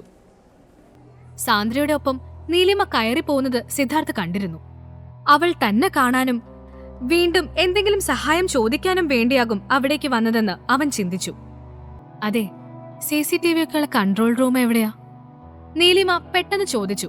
എന്തിനാ കുട്ടിക്ക് അത്? അല്ലടോ, ഇപ്പോ എന്തെങ്കിലും പ്രശ്നമുണ്ടായാൽ അവിടെയല്ലേ എല്ലാവരും പോകുന്നേ. അപ്പോ അതല്ല ആദ്യം കാണേണ്ടത്. നീലിമ ചോദിച്ചു. സംശയത്തോടെ അവളെ ഒന്ന് നോക്കിയെങ്കിലും സാന്ദ്ര കൺട്രോൾ റൂം എവിടെയാണെന്ന് അവൾക്ക് പറഞ്ഞു കൊടുത്തു. അവിടെ ഒരു മുറിക്ക് മുന്നിൽ മാത്രം 2 ബോഡിഗാർഡ് കാവൽ നിൽക്കുന്നതായി അവൾ കണ്ടു. ഉറപ്പായും അശ്വിൻ അതിലുണ്ടാവും. ആ മുറിയിൽ കയറാൻ എന്താ വഴി? നീലിമ ചിന്തിച്ചു. അപ്പോഴാണ് ഒരു വെയിറ്റർ ട്രോളിയുമായി ആ മുറിയിലേക്ക് പോകാൻ ഭാവിക്കുന്നത് അവൾ കണ്ടത്. അവൾ അയാളുടെ അടുത്തേക്ക് ഓടിച്ചെന്നു. എന്നിട്ട് പറഞ്ഞു, ചേട്ടാ, ഞാൻ ന്യൂ ജോയിനിയാണ്. നിങ്ങൾ വളരെ ക്ഷീണിച്ചല്ലോ. ഇത്തിരി നേരം റെസ്റ്റ് എടുത്തോളൂ. ഇത് ഞാൻ കൊണ്ടുകൊടുക്കാം. നീലിമ പറഞ്ഞു. അത് കേട്ട് അയാൾ അവളെ ഒന്ന് നോക്കി. അവളുടെ വെയിറ്റർ വേഷം കണ്ടപ്പോൾ അയാൾ മറത്തു പറഞ്ഞില്ല. അവൾ ഉടനെ ആഹാരം നിറച്ച ട്രോളിയും തള്ളിക്കൊണ്ട് ബോഡി ഗാർഡ്സിന് അരികിലേക്ക് നടന്നു. ചെക്കിങ്ങിന് ശേഷം അവൾ മുറിയിലേക്ക് കയറി. മുറിയിൽ വെളിച്ചമില്ലായിരുന്നു. നീലിമ ചെന്ന് ലൈറ്റ് ഇട്ടു. അവിടെയെല്ലാം തിരഞ്ഞിട്ടും അവൾക്ക് മകനെ കണ്ടെത്താൻ കഴിഞ്ഞില്ല. ഇനിയിപ്പോ എന്താ ചെയ്യാ? ഇവരെവിടെയാണ് എന്റെ കുഞ്ഞിനെ ഒളിപ്പിച്ചിരിക്കുന്നത്? നീലിമ ചിന്തിച്ചു. എല്ലായിടത്തും ഒന്നുകൂടെ തിരഞ്ഞ ശേഷം നിരാശയോടെ നീലിമ അവിടെ നിന്നും മടങ്ങാൻ ശ്രമിച്ചു. അപ്പോഴാണ് കുളിമുറിയിൽ നിന്നും ആരോ കുളിക്കുന്ന ശബ്ദം അവൾ കേട്ടത്. ഉള്ളിൽ ഒരു പുരുഷനാണെന്ന് അവൾക്ക് മനസ്സിലായി. അയാൾ തന്നെ കാണുന്നതിന് മുൻപ് പുറത്തിറങ്ങാൻ അവൾ ശ്രമിച്ചു. പക്ഷേ പെട്ടെന്ന് അവളുടെ കൈ തട്ടി മേശപ്പുറത്തിരുന്ന ഫ്ലവർ വേസ് നിലത്ത് വീണുടഞ്ഞു. കുളിച്ചുകൊണ്ടിരുന്ന സിദ്ധാർത്ഥ് ഈ ശബ്ദം കേട്ട് ടവലെടുത്ത് പുതച്ച് പുറത്തേക്ക് ഇറങ്ങി വന്നു. സിദ്ധാർത്ഥിനെ കണ്ട് നീലിമ അമ്പരന്ന് പോയി. എന്റെ ദേവി, പിന്നെ ഞാൻ ഈ കാലന്റെ കയ്യിലാണല്ലോ വന്ന് പെട്ടത്. നീലിമ മനസ്സിൽ പറഞ്ഞു. നിലത്ത് വീണ് കിടക്കുന്ന നീലിമയെ സിദ്ധാർത്ഥ് കണ്ടു. അവൾ തന്നെ തേടി ആ മുറിയിലേക്ക് വന്നത് സിദ്ധാർത്ഥിന് തീരെ ഇഷ്ടമായില്ല. അവൻ അവളെ രൂക്ഷമായി നോക്കി. നിന്നെക്കൊണ്ട് വലിയ ശല്യമായല്ലോ. നീ എവിടെ എത്തിയോ? നാശം, സിദ്ധാർത്ഥ് പറഞ്ഞു. അത് കേട്ട് നീലിമ എഴുന്നേറ്റ് നിന്നു. സി മിസ്റ്റർ സിദ്ധാർത്ഥ്, സത്യമായിട്ടും ഞാൻ നിങ്ങളെ കാണാൻ വന്നതല്ല. വേറൊരു ആവശ്യത്തിന് വന്നതാ. എന്റെ മുറിയില് അങ്ങനെ എന്താവശ്യം നിനക്ക്? സിദ്ധാർത്ഥന്റെ ചോദ്യത്തിന് നീലിമ മറുപടി പറഞ്ഞില്ല. എനിക്ക് മനസ്സിലായി, നീ എന്നോട് പിന്നെയും ഹെൽപ്പ് ചോദിച്ചു വന്നതല്ലേ. സത്യം പറ.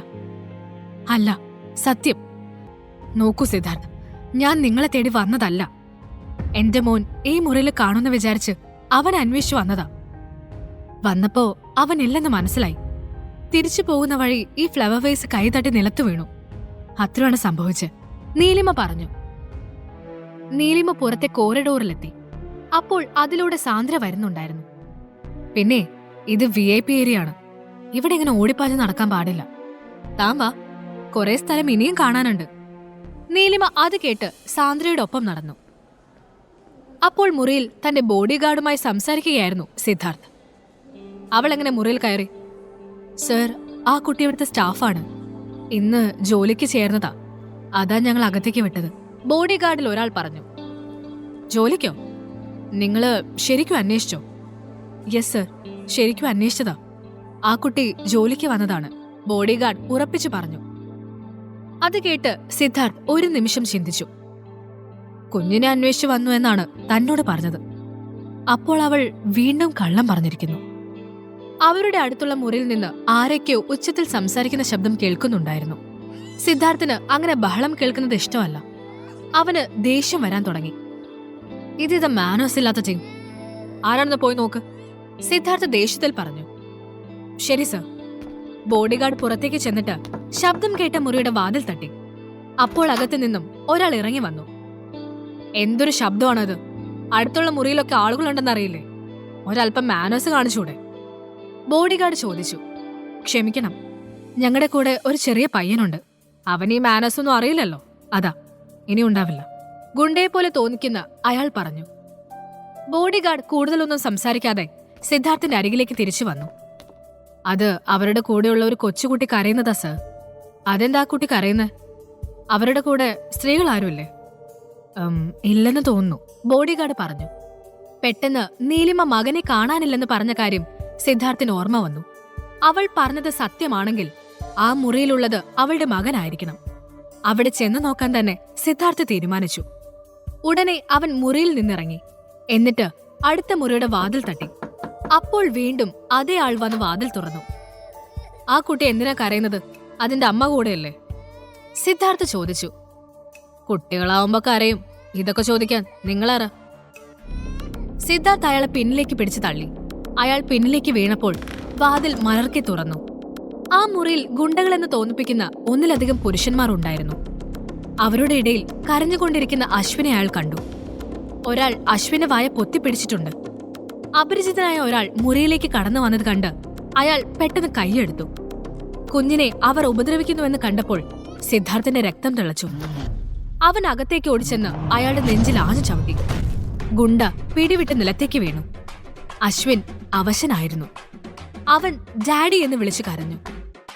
ആ കുഞ്ഞിന്റെ മുഖം കണ്ടപ്പോൾ സിദ്ധാർത്ഥിന് അവനോട് അതിയായ വാത്സല്യം തോന്നി. അശ്വിനെ ബോഡിഗാർഡ്സിന്റെ കയ്യിൽ ഏൽപ്പിച്ച ശേഷം സിദ്ധാർത്ഥ് തന്റെ ബെൽറ്റ് ഊരിയെടുത്ത് ആ മുറിയിൽ ഉണ്ടായിരുന്ന എല്ലാവരെയും പൊതിരെ തല്ലി. അത്രയും പ്രിയപ്പെട്ട ആരെയോ വേദനിപ്പിച്ചതുപോലെയായിരുന്നു സിദ്ധാർത്ഥിന്റെ അപ്പോഴത്തെ ഭാവം. അത് കണ്ട് ബോഡിഗാർഡ് പരസ്പരം നോക്കി. അശ്വിനെ മുറിയിൽ കൊണ്ടു ചെന്നാക്കിയ ശേഷം സിദ്ധാർത്ഥ് നീലിമയെക്കുറിച്ച് ചിന്തിച്ചു.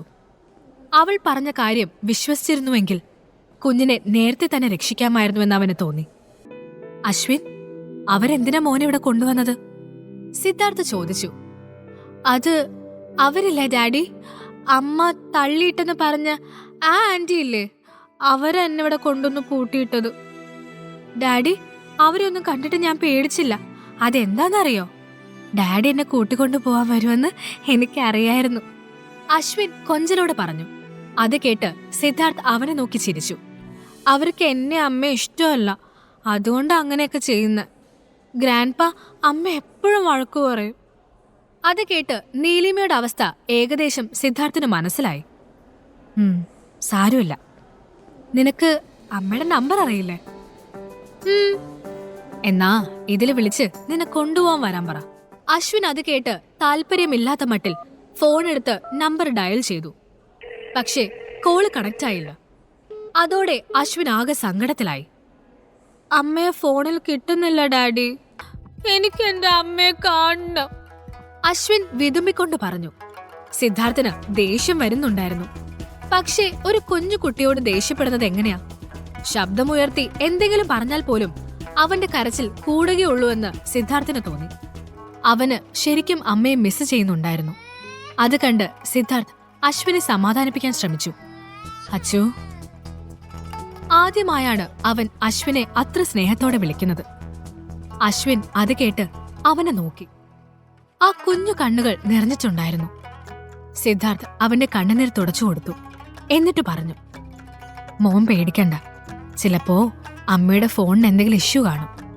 ഒരു കാര്യം ചെയ്യാം, മോൻ ഇന്നിവിടെ എന്റെ കൂടെ താമസിക്കേ. നാളെ രാവിലെ അമ്മ എന്തായാലും നിന്നെ അന്വേഷിച്ചു വരും.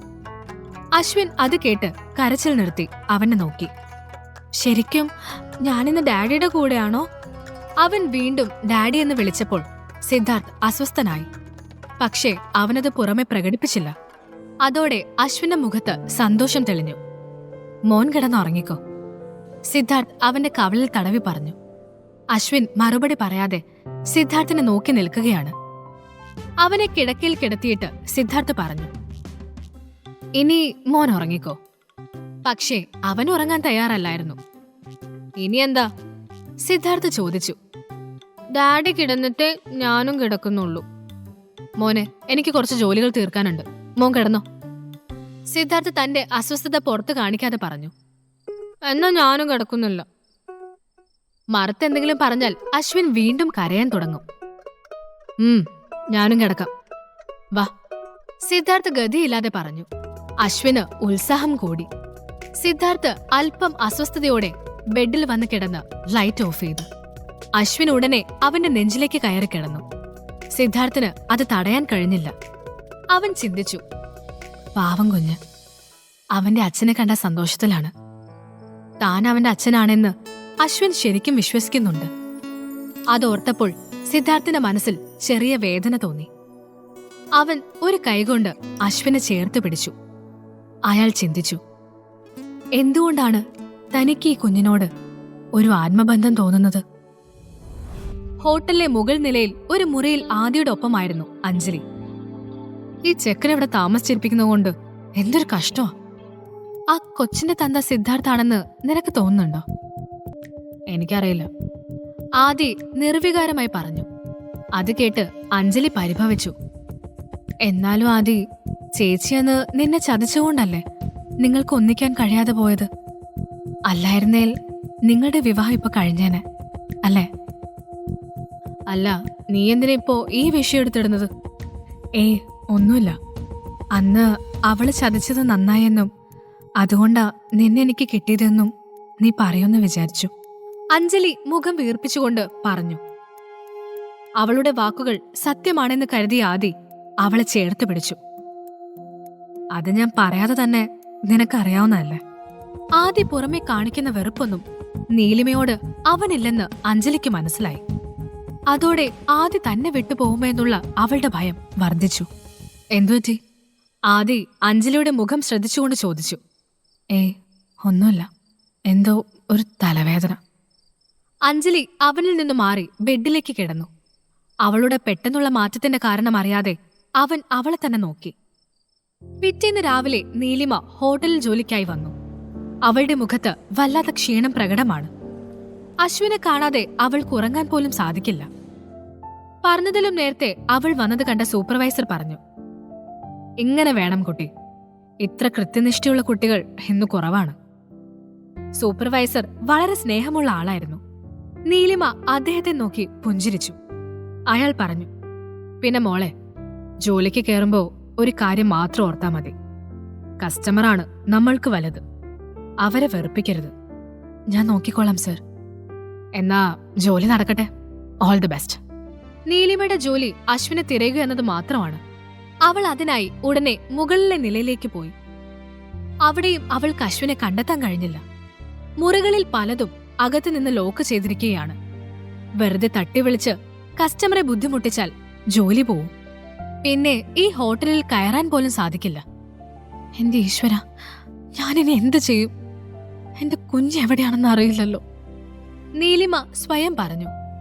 അപ്പോഴേക്കും അവൾ നിൽക്കുന്നതിന്റെ അടുത്തുള്ള ലിഫ്റ്റ് തുറന്ന് അഞ്ജലി ഇറങ്ങി വന്നു. അഞ്ജലിയെ ഫോളോ ചെയ്താൽ അശ്വിനുള്ള മുറി കണ്ടുപിടിക്കാമെന്ന ചിന്തയിൽ നീലിമ അവളെ പിന്തുടർന്നു. അഞ്ജലി ആ ഇടനാഴിയിലൂടെ നടന്ന് ഒരു മുറിക്ക് മുന്നിലെത്തി. നീലിമ അവളുടെ പിന്നാലെ തന്നെ ഉണ്ടായിരുന്നു. അഞ്ജലി വാതിൽ തട്ടിയപ്പോൾ അകത്തുനിന്ന് 2 പുരുഷന്മാർ ഇറങ്ങി വന്നു. എവിടെ അവൻ? അഞ്ജലി മുറിയിൽ നിന്നിറങ്ങിയ പുരുഷനോട് ചോദിച്ചു. അത് മാഡം, അവൻ ഞങ്ങളുടെ കണ്ണു വെട്ടിച്ച് കടന്നു കളഞ്ഞു. ഒരു ചെറിയ കുഞ്ഞിനെ നോക്കാൻ പറ്റാത്ത നീയൊക്കെ എവിടത്തെ ഗുണ്ടയാണോ? Sorry madam. അവർ തല താഴ്ത്തി. ഇതെല്ലാം കേട്ട് പേടിച്ചു നിൽക്കുകയായിരുന്നു നീലിമ. കുഞ്ഞ് അവരുടെ കയ്യിൽ നിന്നും പോയി എന്നറിഞ്ഞ ഉടനെ അവൾ അവർക്കരികിലേക്ക് ചെന്നു. എന്നിട്ട് പറഞ്ഞു, അഞ്ജലി, എന്റെ മോനെവിടെ? മര്യാദയ്ക്ക് എന്റെ കുഞ്ഞിനെ എനിക്ക് കാണിച്ചു തന്നോ? നീലിമ പറഞ്ഞത് കേട്ട് അഞ്ജലി അവളെ അമ്പരപ്പോടെ നോക്കി. നീലിമയെ അഞ്ജലി അവിടെ പ്രതീക്ഷിച്ചതല്ല. ചേച്ചി, അത് പിന്നെ അച്ഛൻ പറഞ്ഞിട്ടാ ഞാൻ. ആര് പറഞ്ഞാലും ഇല്ലെങ്കിലും മര്യാദയ്ക്ക് എന്റെ മോനെ തിരിച്ചതാ, ഇല്ലേ ഞാനിപ്പോ പോലീസിനെ വിളിക്കും. നീലിമ ഫോൺ എടുത്ത് police control room number dial ചെയ്യാൻ ഒരുങ്ങി. എടോ, എന്തു നോക്കി നിൽക്കുക? അവള് പോലീസിനെ വിളിച്ച എല്ലാരും കുടുങ്ങും. അത് പറഞ്ഞത് കേട്ട് അവളുടെ ആളുകൾ നീലിമയുടെ അരികിലേക്ക് വന്ന് അവളുടെ ഫോൺ പിടിച്ചു വാങ്ങി. ഇതെന്തൊരു കഷ്ടമാണ് അഞ്ജലി, എന്റെ കുഞ്ഞ് നിന്നോട് എന്ത് തെറ്റാ ചെയ്തേ? ചേച്ചി ഇങ്ങനെ ടെൻഷൻ അടിക്കാതെ. അവൻ ചെറുതാണെന്നേ ഉള്ളൂ, നല്ല ബുദ്ധിയാ ചെറുക്കന്. അവൻ ദൂരെ ഒന്നും പോയി കാണില്ല, ഇവിടെ തന്നെ കാണും, അഞ്ജലി പറഞ്ഞു. നീലിമ മറുപടി പറയാതെ അവിടെ നിന്നും അശ്വിനെ അന്വേഷിച്ച് പോവാൻ ശ്രമിച്ചു. പക്ഷേ അഞ്ജലി അവളെ തടഞ്ഞു. മാറി നിക്ക്, അവൻ സിദ്ധാർത്ഥ് വിശ്വയുടെ മകനാണെന്നല്ലേ ചേച്ചി പറഞ്ഞത്? അപ്പോ വിശ്വ ഗ്രൂപ്പിന്റെ അടുത്ത അവകാശി അവനാണ്. ഞങ്ങൾക്ക് അവനെ വെച്ച് ചില കാര്യങ്ങൾ നേടിയെടുക്കാനുണ്ട്. സോ അവനെ കണ്ടുപിടിക്കേണ്ടത് ചേച്ചിയേക്കാൾ ഞങ്ങളുടെ ആവശ്യം. അഞ്ജലി നീലിമയ്ക്ക് അരികിൽ വന്ന് പറഞ്ഞു. അഞ്ജലി പ്ലീസ്, എന്നെ പോവാൻ സമ്മതിക്ക്. നീലിമയുടെ ശബ്ദം ഇടറിയിരുന്നു. അഞ്ജലിയും അവളുടെ ആളുകളും നീലിമയെ തടഞ്ഞു നിർത്തിയതുകൊണ്ട് അവരെ മറികടന്ന് പോവാനും അവൾക്ക് കഴിഞ്ഞില്ല. ആകെ നിസ്സഹായ അവസ്ഥയിലായിരുന്നു നീലിമ. ചേച്ചി പോയാലെങ്ങനെയാ? സിദ്ധാർത്ഥ വിശ്വ പറഞ്ഞത് നീ അയാളുടെ പെണ്ണാണെന്നല്ലേ? സോ ചേച്ചിയും വച്ച് ഞങ്ങൾക്ക് കാര്യം നേടാം. അയാള് വരുമോ എന്നൊന്ന് കാണണമല്ലോ, അഞ്ജലി പറഞ്ഞു. അഞ്ജലി, സത്യമായ അയാളും ഞാനുമായി ഒരു ബന്ധവുമില്ല. എന്നെയും എന്റെ മോനെയും നിങ്ങൾക്ക് കൊന്നാലും അദ്ദേഹത്തെ അത് ബാധിക്കാനും പോകുന്നില്ല. പ്ലീസ് എന്നെ വിട്ടേക്ക്. നീലിമ പറഞ്ഞത് കേട്ട് അഞ്ജലി ചിരിച്ചതേയുള്ളൂ. സിദ്ധാർത്ഥ വിശ്വ നേരിട്ട് വന്നിട്ട് പറയുന്നു ചേച്ചി അയാളുടെ പെണ്ണാണെന്ന്. ചേച്ചി പറയുന്നു അയാളുമായി യാതൊരു ബന്ധവുമില്ലെന്ന്. ഞാനിപ്പോ ആര് പറയുന്നത് വിശ്വസിക്കണം? നീലിമ ആകെ കുഴഞ്ഞു. അഞ്ജലിയുടെ അടുത്ത് നിന്ന് രക്ഷപ്പെടാൻ ഒരു വഴിയും അവളുടെ മനസ്സിൽ തോന്നിയില്ല. അവൾ ദയനീയമായി അഞ്ജലിയെ നോക്കി. അഞ്ജലി അപ്പോൾ അവളുടെ ആളുകളോട് പറഞ്ഞു, കൊണ്ടുപോയി ആ മുറിയിലിട്ട് പൂട്ട്. അഞ്ജലി പറഞ്ഞത് കേട്ട് അവളുടെ ആളുകൾ നീലിമയെ പിടിച്ച് വലിച്ചഴിച്ചു കൊണ്ടുപോയി. നീലിമ കുതറാൻ ശ്രമിച്ചുവെങ്കിലും കഴിഞ്ഞില്ല. അഞ്ജലി പ്ലീസ്, എന്നെ പോവാൻ സമ്മതിക്ക്. മുറിയിൽ സിദ്ധാർത്ഥ് ഉണരുമ്പോൾ അടുത്ത് അശ്വിൻ തന്നെ നോക്കി നിൽക്കുന്നതാണ് കാണുന്നത്. Good morning daddy. Good morning. മോൻ എപ്പെണീറ്റു? കുറച്ചു നേരമായി. അമ്മയെ വിളിക്കണ്ടേ? ഞാൻ ഡാഡി ഉണരാൻ വേണ്ടി വെയിറ്റ് ചെയ്യായിരുന്നു, അശ്വിൻ പറഞ്ഞു. അത് കേട്ട് സിദ്ധാർത്ഥ് എഴുന്നേറ്റിരുന്നു. എന്നിട്ട് ഫോൺ ലോക്ക് തുറന്ന് അശ്വിന് കൊടുത്തു. അശ്വിൻ കൂടെ ഉണ്ടായിരുന്നതുകൊണ്ട് സിദ്ധാർത്ഥിന് ശരിക്കും ഉറങ്ങാൻ കഴിഞ്ഞില്ല. ഇടയ്ക്കിടെ അശ്വിൻ ഉറക്കത്തിൽ അമ്മയെ വിളിച്ച് കരഞ്ഞിരുന്നു. അങ്ങനെയൊക്കെയുള്ള അനുഭവങ്ങൾ സിദ്ധാർത്ഥിന്റെ ജീവിതത്തിൽ തന്നെ ആദ്യമായിട്ടാണ്. അതിന്റെ ഒരു ബുദ്ധിമുട്ട് അവന്റെ മുഖത്തുണ്ടായിരുന്നു. അശ്വിനോട് അവനത് പ്രകടിപ്പിച്ചില്ല. ഡാഡി, അമ്മയെ വിളിച്ചിട്ട് ഇപ്പോഴും കിട്ടുന്നില്ലല്ലോ, അശ്വിൻ പേടിയോടെ ചോദിച്ചു. ഉറക്കച്ചടവ് മാറാതെ സിദ്ധാർത്ഥ ഫോണെടുത്ത് നീലിമയുടെ നമ്പറിലേക്ക് ഒന്നുകൂടി ഡയൽ ചെയ്തു നോക്കി. അശ്വിൻ പറഞ്ഞതുപോലെ കോൾ കണക്ട് ആവുന്നില്ലായിരുന്നു. സിദ്ധാർത്ഥ് ബെഡിൽ നിന്ന് എഴുന്നേറ്റ് ബോഡി ഗാർഡിനെ അകത്തേക്ക് വിളിച്ചു. ആ നീലിമ എവിടെയുണ്ടെങ്കിലും കണ്ടുപിടിച്ചിട്ട് മോൻ നമ്മുടെ കൂടെയുണ്ടെന്ന് പറഞ്ഞിട്ട് വാ. ശരി സർ. ബോഡി ഗാർഡിൽ ഒരാൾ അതും പറഞ്ഞ് ഇറങ്ങിപ്പോയി. അശ്വിന്റെ മുഖത്ത് നല്ല സങ്കടമുണ്ടായിരുന്നു. സിദ്ധാർത്ഥ് അവനെയും എടുത്ത് ഹോട്ടലിൽ വിളിച്ച് ഭക്ഷണത്തിന് ഓർഡർ ചെയ്തു. സത്യത്തിൽ സിദ്ധാർത്ഥ് കുട്ടികളെ എടുക്കാൻ പോലും ഇഷ്ടമില്ലാത്ത ഒരാളാണ്. പക്ഷേ അശ്വിനോട് മാത്രം അവന് വല്ലാത്ത അടുപ്പം തോന്നുന്നുണ്ട്. അശ്വിന് ഫുഡ് വാരിക്കൊടുക്കുന്ന സിദ്ധാർത്ഥിനെയാണ് മുറിയിലേക്ക് കയറി വന്ന ബോഡിഗാർഡ് കാണുന്നത്. അയാൾക്ക് ഭയങ്കര അത്ഭുതം തോന്നി. സിദ്ധാർത്ഥ് ഇങ്ങനൊരു കാര്യം ചെയ്യുന്നത് അയാൾ ആദ്യമായി കാണുകയാണ്. എന്താടോ പോയ കാര്യം? അത് സർ, ആ കുട്ടി ഇന്ന് ജോലിക്ക് വന്നിരുന്നു. പക്ഷേ അവൾ ആരോ തട്ടിക്കൊണ്ടുപോയെന്ന് പറയുന്നു. തട്ടിക്കൊണ്ടുപോയോ? ആര്? സിദ്ധാർത്ഥ് ചോദിച്ചു. ഒരു പെണ്ണാണെന്ന് അവര് പറഞ്ഞത്. അത് ആ ആന്റി ആയിരിക്കും ഡാഡി. അവര് എന്റെ അമ്മയെ ഉപദ്രവിക്കും, അശ്വിൻ കരഞ്ഞുകൊണ്ട് പറഞ്ഞു. അവൻ ഉദ്ദേശിച്ചത് അഞ്ജലിയാണെന്ന് സിദ്ധാർത്ഥിന് മനസ്സിലായി.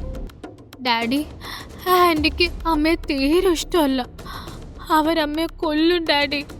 നിന്റെ അമ്മയ്ക്ക് ഒന്നും സംഭവിക്കില്ല. സംഭവിച്ച പിന്നെ അവരൊന്നും ഈ ഭൂമിയിലും ഉണ്ടാവില്ല. സിദ്ധാർത്ഥ് വളരെ ദേഷ്യത്തോടെയാണ് അത് പറഞ്ഞത്. നീലിമയ്ക്ക് എന്തെങ്കിലും സംഭവിച്ചു കാണുമോ എന്നൊരു ഭയം സിദ്ധാർത്ഥിന്റെ ഉള്ളിൽ നിറഞ്ഞു. ആരെക്കുറിച്ചും ആശങ്കപ്പെടുന്ന ആളല്ല സിദ്ധാർത്ഥ്. എന്നിട്ടും അവന് നീലിമയെ ഉടനെ രക്ഷിക്കണമെന്ന് തോന്നി. അഞ്ജലി നീലിമയെ ഒരു മുറിയിൽ കെട്ടിയിട്ടിരിക്കുകയായിരുന്നു. അവൾ നീലിമയുടെ അടുത്ത് തന്നെ ഇരുന്ന് ഫോണിൽ റീൽസ് കണ്ട് ചിരിച്ചുകൊണ്ടിരുന്നു. അവളെ തല്ലിക്കൊല്ലാനുള്ള ദേഷ്യം ഉണ്ടായിരുന്നു നീലിമയ്ക്ക്. പക്ഷേ കൈകൾ കെട്ടിയതുകൊണ്ട് അവൾക്ക് അനങ്ങാൻ പോലും സാധിച്ചിരുന്നില്ല. എന്താ ചേച്ചി സൈലന്റ് ആയത്? അല്ല, അത് പോട്ടെ, നീ എന്തിനാ ഈ കിടന്ന് ചാടുന്നത്? നിനക്ക് എന്ത് സംഭവിച്ചാലും സിദ്ധാർത്ഥ സാർ നിന്നെ രക്ഷിക്കാൻ വരാറുള്ളതല്ലേ. എന്തേ ഇനി വരില്ലെന്ന് പേടി തോന്നുന്നുണ്ടോ? നീലിമ അതിനു മറുപടി പറഞ്ഞില്ല. സിദ്ധാർത്ഥ് എന്തിന് തന്നെ രക്ഷിക്കണം? അല്ലെങ്കിൽ തന്നെ തലേ ദിവസം അയാളുമായി ഉണ്ടായ ഇൻസിഡന്റ് കാരണം അയാൾ തന്നെ കൊല്ലാനുള്ള ദേഷ്യത്തിലായിരിക്കും. അപ്പോഴാണ് രക്ഷിക്കാൻ വരുന്നത്. നീലിമ തന്റെ നിസ്സഹായാവസ്ഥ ഓർത്തു. പക്ഷേ അത് അഞ്ജലി അറിഞ്ഞാൽ അവൾ തന്നെ കൂടുതൽ തളർത്താനേ ശ്രമിക്കൂ. ഈ അവസ്ഥയിൽ നിന്ന് രക്ഷപ്പെടുകയാണ് ആദ്യം വേണ്ടത്. അതുകൊണ്ട് നീലിമ പഴയ നാടകം തുടരാൻ തന്നെ ശ്രമിച്ചു.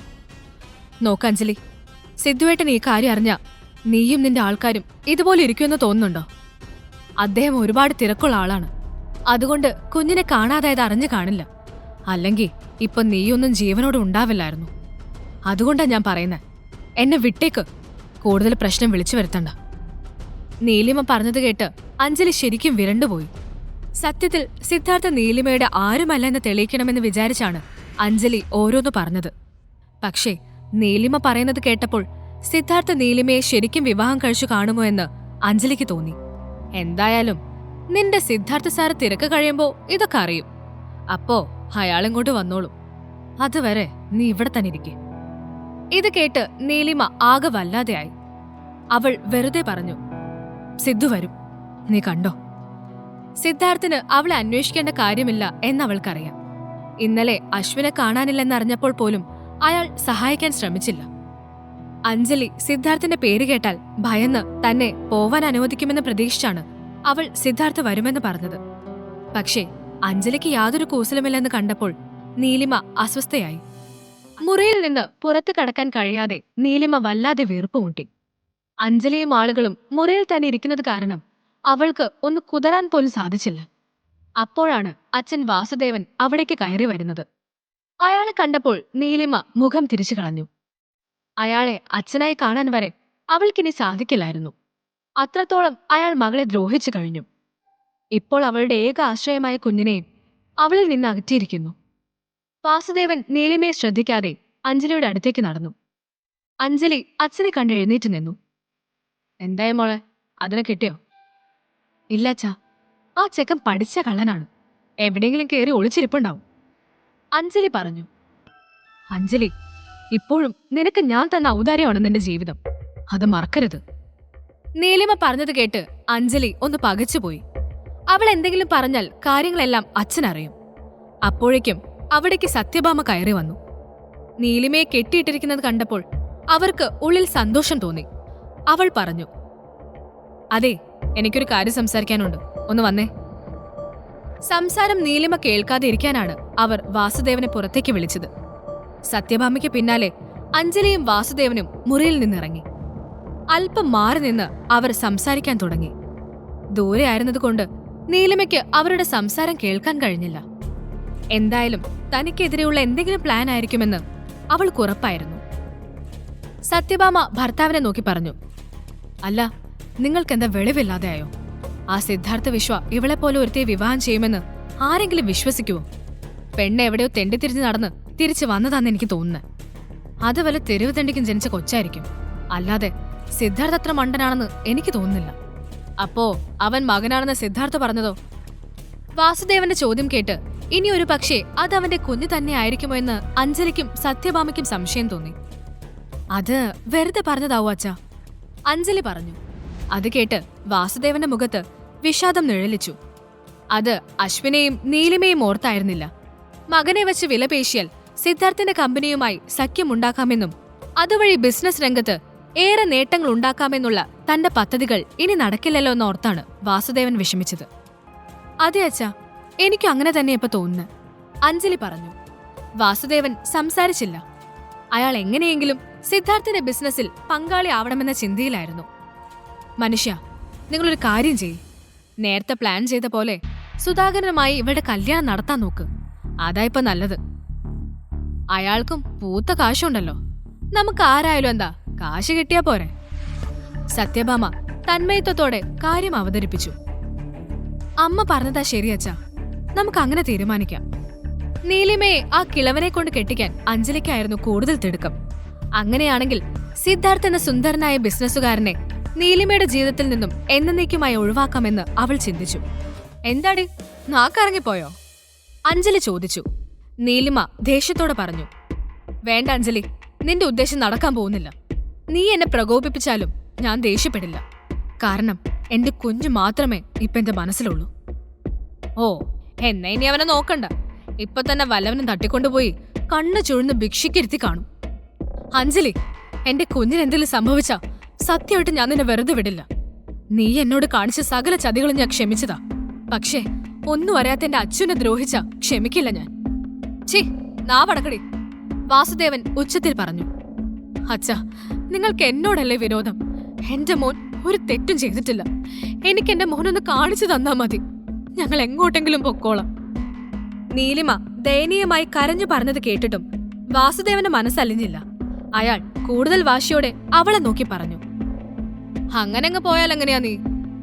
ഒന്നുമില്ലേലും നിന്നെ ഇത്രയൊക്കെ വളർത്തിയതല്ലേ ഞാൻ. അപ്പോ അതിന്റെ കാശ് കിട്ടണം.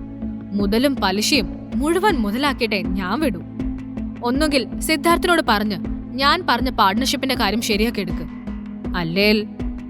വാസുദേവൻ ഒന്ന് നിർത്തി. അത് കേട്ട് നീലിമ അയാളെ നോക്കി. അയാൾ കൂടുതൽ അപകടകരമായ എന്തോ പ്ലാൻ ചെയ്യുന്നുണ്ടെന്ന് അവൾക്ക് മനസ്സിലായി. നീലിമ മിണ്ടാതിരിക്കുന്നത് കണ്ട് വാസുദേവൻ തുടർന്നു, സിദ്ധാർത്ഥന്റെ കാര്യം നിനക്ക് ശരിയാക്കാൻ പറ്റില്ലെങ്കിലും സാരമില്ല. വേറൊരു വഴി കൂടിയുണ്ട്. നീ സുധാകരനെ കല്യാണം കഴിക്കണം. അയാള് നല്ലവനാ ചേച്ചി. ഇഷ്ടം പോലെ കാശുണ്ട് കയ്യില്. ചേച്ചിയെ പൊന്നു പോലെ നോക്കിക്കോളും. അഞ്ജലി പരിഹസിക്കുന്നത് പോലെ പറഞ്ഞു. അഞ്ജലി, നിന്നോട് ഞാൻ പലതവണ പറഞ്ഞു കഴിഞ്ഞു, എനിക്ക് അയാളെ കെട്ടാൻ പറ്റില്ലെന്ന്. ഇനിയും ഈ കാര്യത്തിൽ എന്നെ നിർബന്ധിച്ചാൽ നിന്റെ കരണം ഞാൻ തല്ലിപ്പൊളിക്കും. അതോടെ നിന്റെ സകല ഡ്രാമയും തീരും. നീലിമ വാശിയോടെ പറഞ്ഞു. ഇത് നല്ല തമാശ. ഞാനെന്ത് ഡ്രാമ കാണിച്ചു? എന്റെ ചേച്ചിക്ക് ഒരു നല്ല ജീവിതം കിട്ടട്ടെ എന്ന് ഞാൻ ആഗ്രഹിച്ചത് തെറ്റാണോ? അഞ്ജലി ഒന്നും അറിയാത്ത പോലെ ചോദിച്ചു. നല്ല ജീവിതം? നീ കാണിച്ച ഡ്രാമ എന്നെ കൊണ്ട് പറയിക്കരുത്. നീലിമ രൂക്ഷമായി അഞ്ജലിയെ നോക്കി. അവൾ അങ്ങനെ പറഞ്ഞപ്പോൾ അഞ്ജലി ഒന്ന് വിരണ്ടു. അന്ന് നടന്നതെന്തെങ്കിലും നീലിമ വിളിച്ചു പറയുമോ എന്ന് അവൾ ഭയന്നു.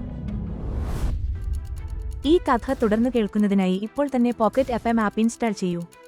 Link in description.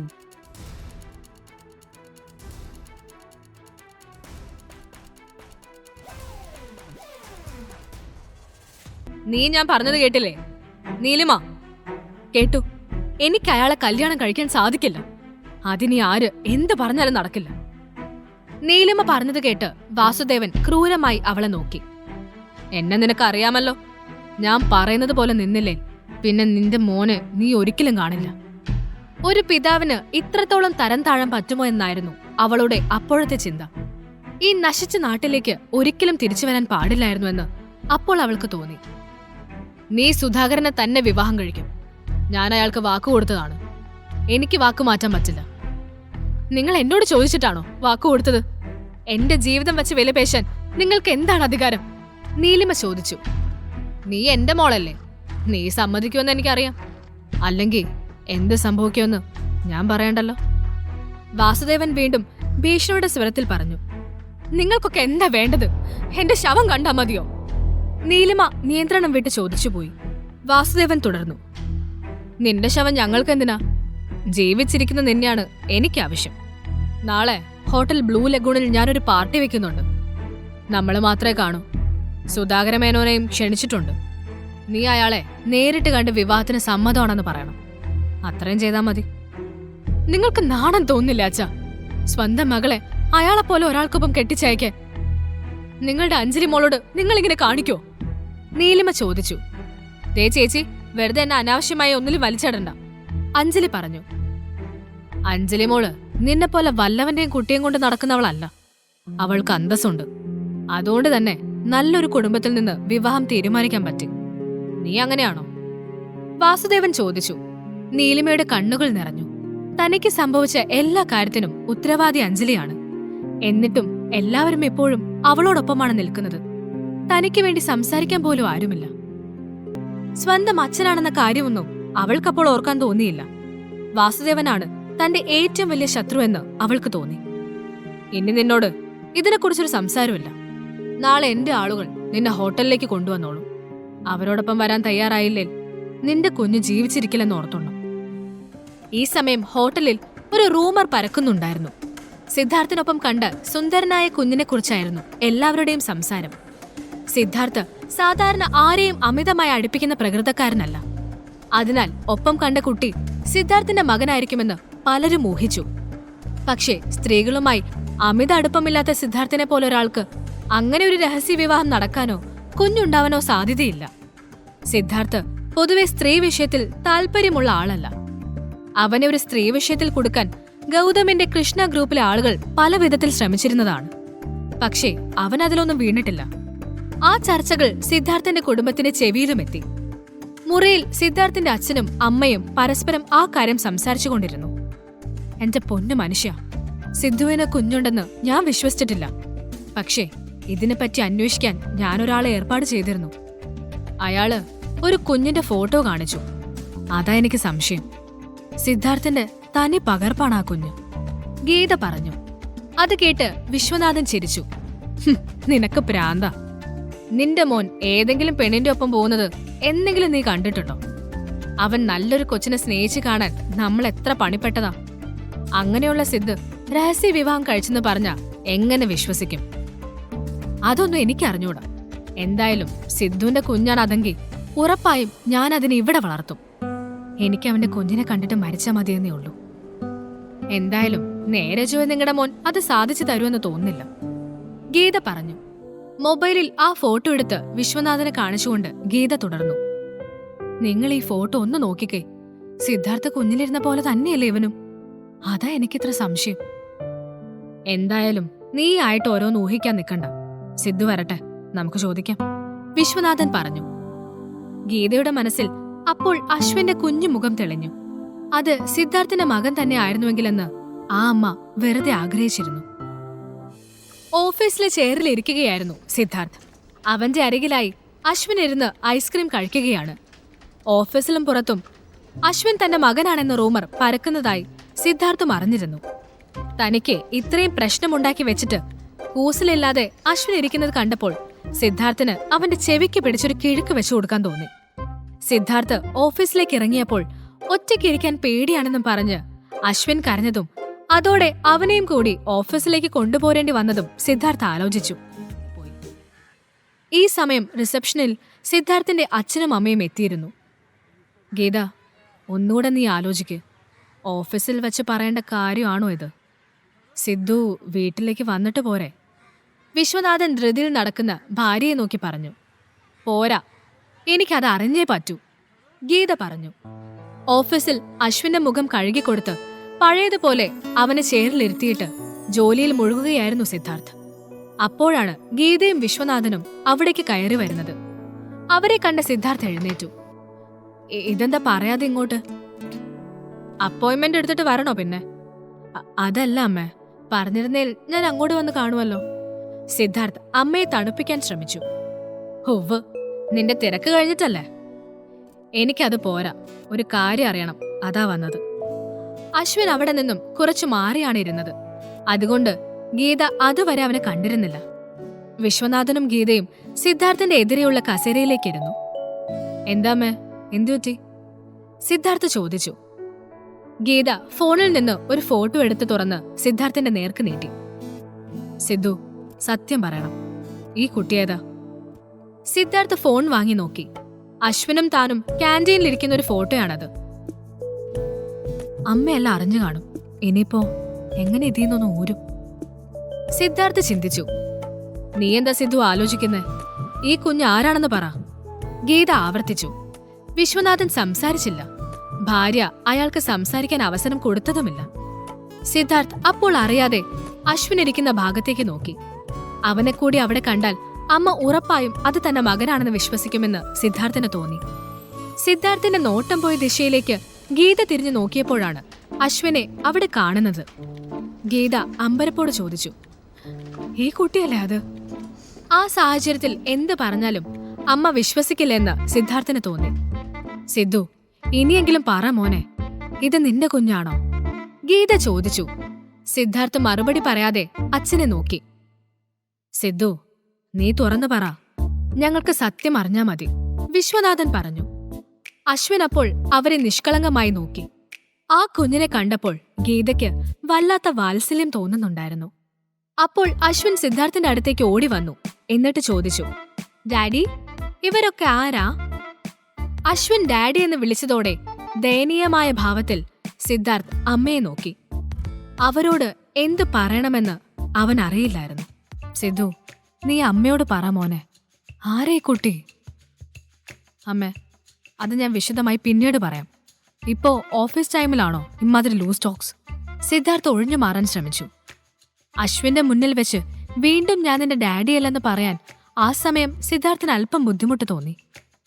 സിദ്ധു, ഇത് ലൂസ് ടോക്ക് ആണോ? ഈ കുഞ്ഞ് നിന്നെ അച്ഛ എന്ന് വിളിക്കുന്നു, പക്ഷെ നീ അത് സമ്മതിക്കുന്നില്ല. ഞങ്ങൾ എന്താ മനസ്സിലാക്കണ്ടേ? ഗീത ചോദിച്ചു. അമ്മയ്ക്ക് തോന്നുന്നത് എന്താണെന്ന് വെച്ചാ വിശ്വസിക്ക്. എനിക്ക് വേറെ പണിയുണ്ട്. സിദ്ധു, ഇത് ചെറിയ കാര്യമല്ല. എന്തെങ്കിലും അബദ്ധം പറ്റിയിട്ടുണ്ടോ നിനക്ക്? ഉണ്ടെങ്കിൽ തുറന്നു പറ, വിശ്വനാഥൻ ചോദിച്ചു. സിദ്ധാർത്ഥ് ഒന്നും മിണ്ടിയില്ല.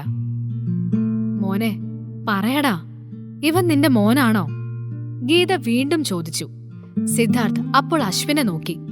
അശ്വിൻ കൗതുകത്തോടെ ചോദിച്ചു, ഡാഡി, ഇതെന്റെ മുത്തശ്ശനും മുത്തശ്ശിയാണോ? അശ്വിൻ നിഷ്കളങ്കമായി ചോദിച്ചത് കേട്ട് ഗീതയും വിശ്വനാഥനും ആ കുഞ്ഞിനെ അടുത്തേക്ക് വിളിച്ചു. കുഞ്ഞിന്റെ പേരെന്താ? അശ്വിൻ. എന്റെ അമ്മ എന്നെ അച്ചുന്നാ വിളിക്കുന്നെ. ആഹാ, മോന്റെ അമ്മ എവിടെയാ? വിശ്വനാഥൻ ചോദിച്ചു. എന്റെ അമ്മ ആരോ പിടിച്ചോണ്ട് പോയി. ഡാഡി പോയി രക്ഷിക്കുമല്ലോ. അത് കേട്ട് ഗീത സിദ്ധാർത്ഥിന്റെ നേർക്ക് നോക്കി. സിദ്ധാർത്ഥ്, ഈ കുഞ്ഞ് നീ അതിന്റെ അച്ഛനാണെന്ന് ഉറച്ചു വിശ്വസിക്കുന്നതിൽ എന്തെങ്കിലും കാര്യം കാണില്ലേ? ഗീത ചോദിച്ചു. ഇനിയും അത് സമ്മതിച്ചു കൊടുത്താൽ വലിയ പ്രശ്നങ്ങൾ ജീവിതത്തിൽ ഉണ്ടാവുമെന്ന് ഉറപ്പായപ്പോൾ സിദ്ധാർത്ഥ് തുറന്നു പറഞ്ഞു. എന്റെ അമ്മേ, ഇതെന്റെ കുഞ്ഞല്ല. ഇവൻ ആദ്യമായി കണ്ടപ്പോൾ മുതൽ എന്നെ ഡാഡി എന്നാ വിളിക്കുന്നത്. എന്നെ നിങ്ങൾക്ക് അറിയാവുന്നതല്ലേ. ഇതുവരെ ബോധത്തോടെ ഞാനങ്ങനെ ഒരു തെറ്റ് ചെയ്തിട്ടില്ല. ഇനി അഥവാ അങ്ങനെ പറ്റിയിട്ടുണ്ടെങ്കിൽ ആ കുഞ്ഞിനെ ഞാൻ അംഗീകരിക്കാതിരിക്കുവോ? സിദ്ധാർത്ഥ് കള്ളം പറയുന്നവനല്ല. അതുകൊണ്ട് അവൻ പറയുന്നത് സത്യമാണെന്ന് ഗീതയ്ക്കും വിശ്വനാഥനും തോന്നി. ബോധത്തോടെ താൻ തെറ്റു ചെയ്തിട്ടില്ലെന്ന് ഉറപ്പിച്ചു പറഞ്ഞ സിദ്ധാർത്ഥിന് 5 വർഷം മുൻപ് അബോധാവസ്ഥയിൽ ഒരു പെണ്ണിനോടൊപ്പം കഴിഞ്ഞ കാര്യം ഓർമ്മയിലേക്ക് വന്നു. അവൻ പെട്ടെന്ന് അശ്വിനോട് ചോദിച്ചു, അച്ചു, മോൻ എത്ര വയസ്സുണ്ട്?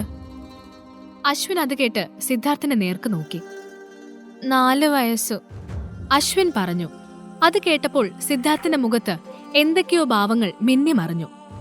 ഇനിയൊരു പക്ഷേ അവൻ തന്റെ മകൻ തന്നെയാണോ എന്നും അന്ന് തന്റെ കൂടെ ഉണ്ടായിരുന്ന പെൺകുട്ടി നീലിമ ആയിരിക്കുമോ എന്നും അവൻ ചിന്തിച്ചു. ഡേറ്റ് ഓഫ് ബർത്ത് പറഞ്ഞേ? സിദ്ധാർത്ഥ് വീണ്ടും ചോദിച്ചു. ഡിസംബർ 5, അശ്വിൻ പറഞ്ഞു. അത് കേട്ടതോടെ സിദ്ധാർത്ഥ് കണക്ക് കൂട്ടി. അല്ല, അശ്വിൻ തന്റെ മകനല്ല, സിദ്ധാർത്ഥ് മനസ്സിൽ പറഞ്ഞു. പക്ഷേ നീലിമ മാസം തികയാതെയാണ് അവനെ പ്രസവിച്ചതെന്ന കാര്യം അവൻ അറിയില്ലായിരുന്നു. സിദ്ധു, ഈ കുഞ്ഞിന് നിന്റെ മുഖഛായുണ്ട്. അതാ ഞാനങ്ങനൊക്കെ പറഞ്ഞത്. ഗീത സിദ്ധാർത്ഥിന്റെ നേർക്ക് നോക്കി പറഞ്ഞു. അത് എന്താന്ന് അറിയില്ല അമ്മേ. അല്ല, ഇവന്റെ അമ്മയെ കണ്ടുപിടിക്കണ്ടേ? എന്നാലും പാവം കുഞ്ഞ് അവന്റെ അമ്മയെയും അച്ഛനെയും കാണാൻ എത്ര ആഗ്രഹിക്കുന്നുണ്ടാവും. പിറ്റേന്ന് നീലിമയെ പൂട്ടിയ മുറിയിലേക്ക് ഒരാൾ കടന്നു വന്നു.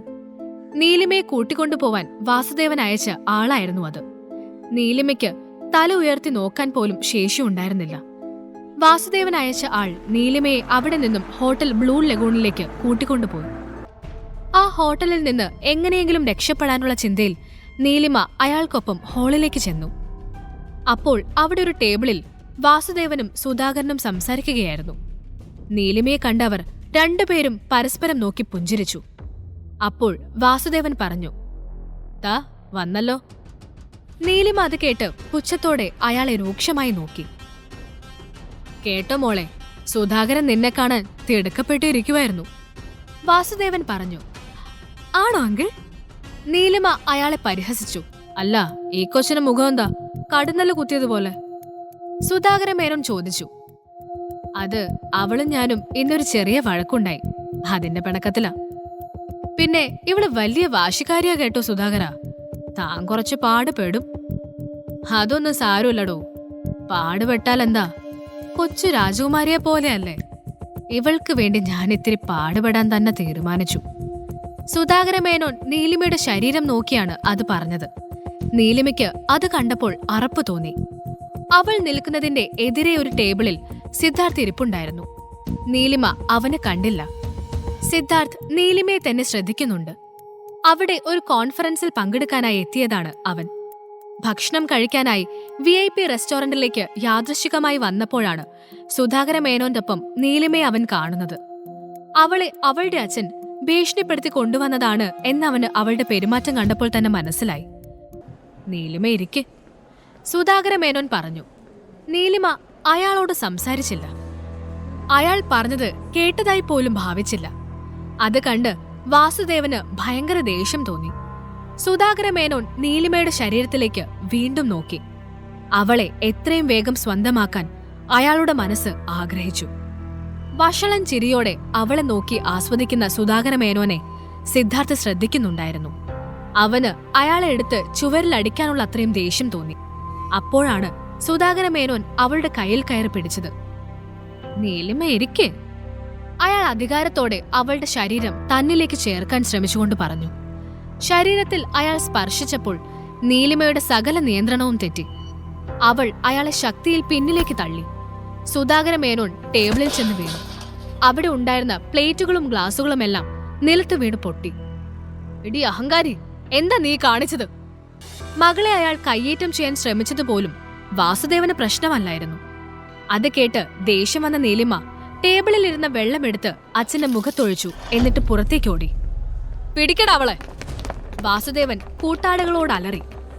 വാസുദേവന്റെ ഗുണ്ടകൾ തന്നെ അന്വേഷിച്ച് നടക്കുന്നത് കണ്ട നീലിമ റോഡിന്റെ അരികിലൂടെ ഓടി. പെട്ടെന്ന് അവൾക്ക് തൊട്ടുമുന്നിൽ ഒരു വാഹനം വന്നു നിന്നു. തന്നെ പിടിക്കാൻ പുറകെ വന്ന വാസുദേവനായിരിക്കും അതിലെന്നാണ് അവൾ പ്രതീക്ഷിച്ചത്. പക്ഷേ കാറിന്റെ ഡോറ് തുറന്ന് പുറത്തേക്കിറങ്ങി വന്നത് സിദ്ധാർത്ഥ വിശ്വയായിരുന്നു. അവനെ അവിടെ കണ്ട നീലിമ അമ്പരന്ന് അവനെ നോക്കി. എന്ത് നോക്കി നിൽക്കുക? വന്ന് വണ്ടി കയറും, സിദ്ധാർത്ഥ പറഞ്ഞു. നീലിമ ഒന്ന് മടിച്ചു നിന്നു. എനിക്ക് നിങ്ങളുടെ സഹായമൊന്നും വേണ്ട, താങ്ക്സ്.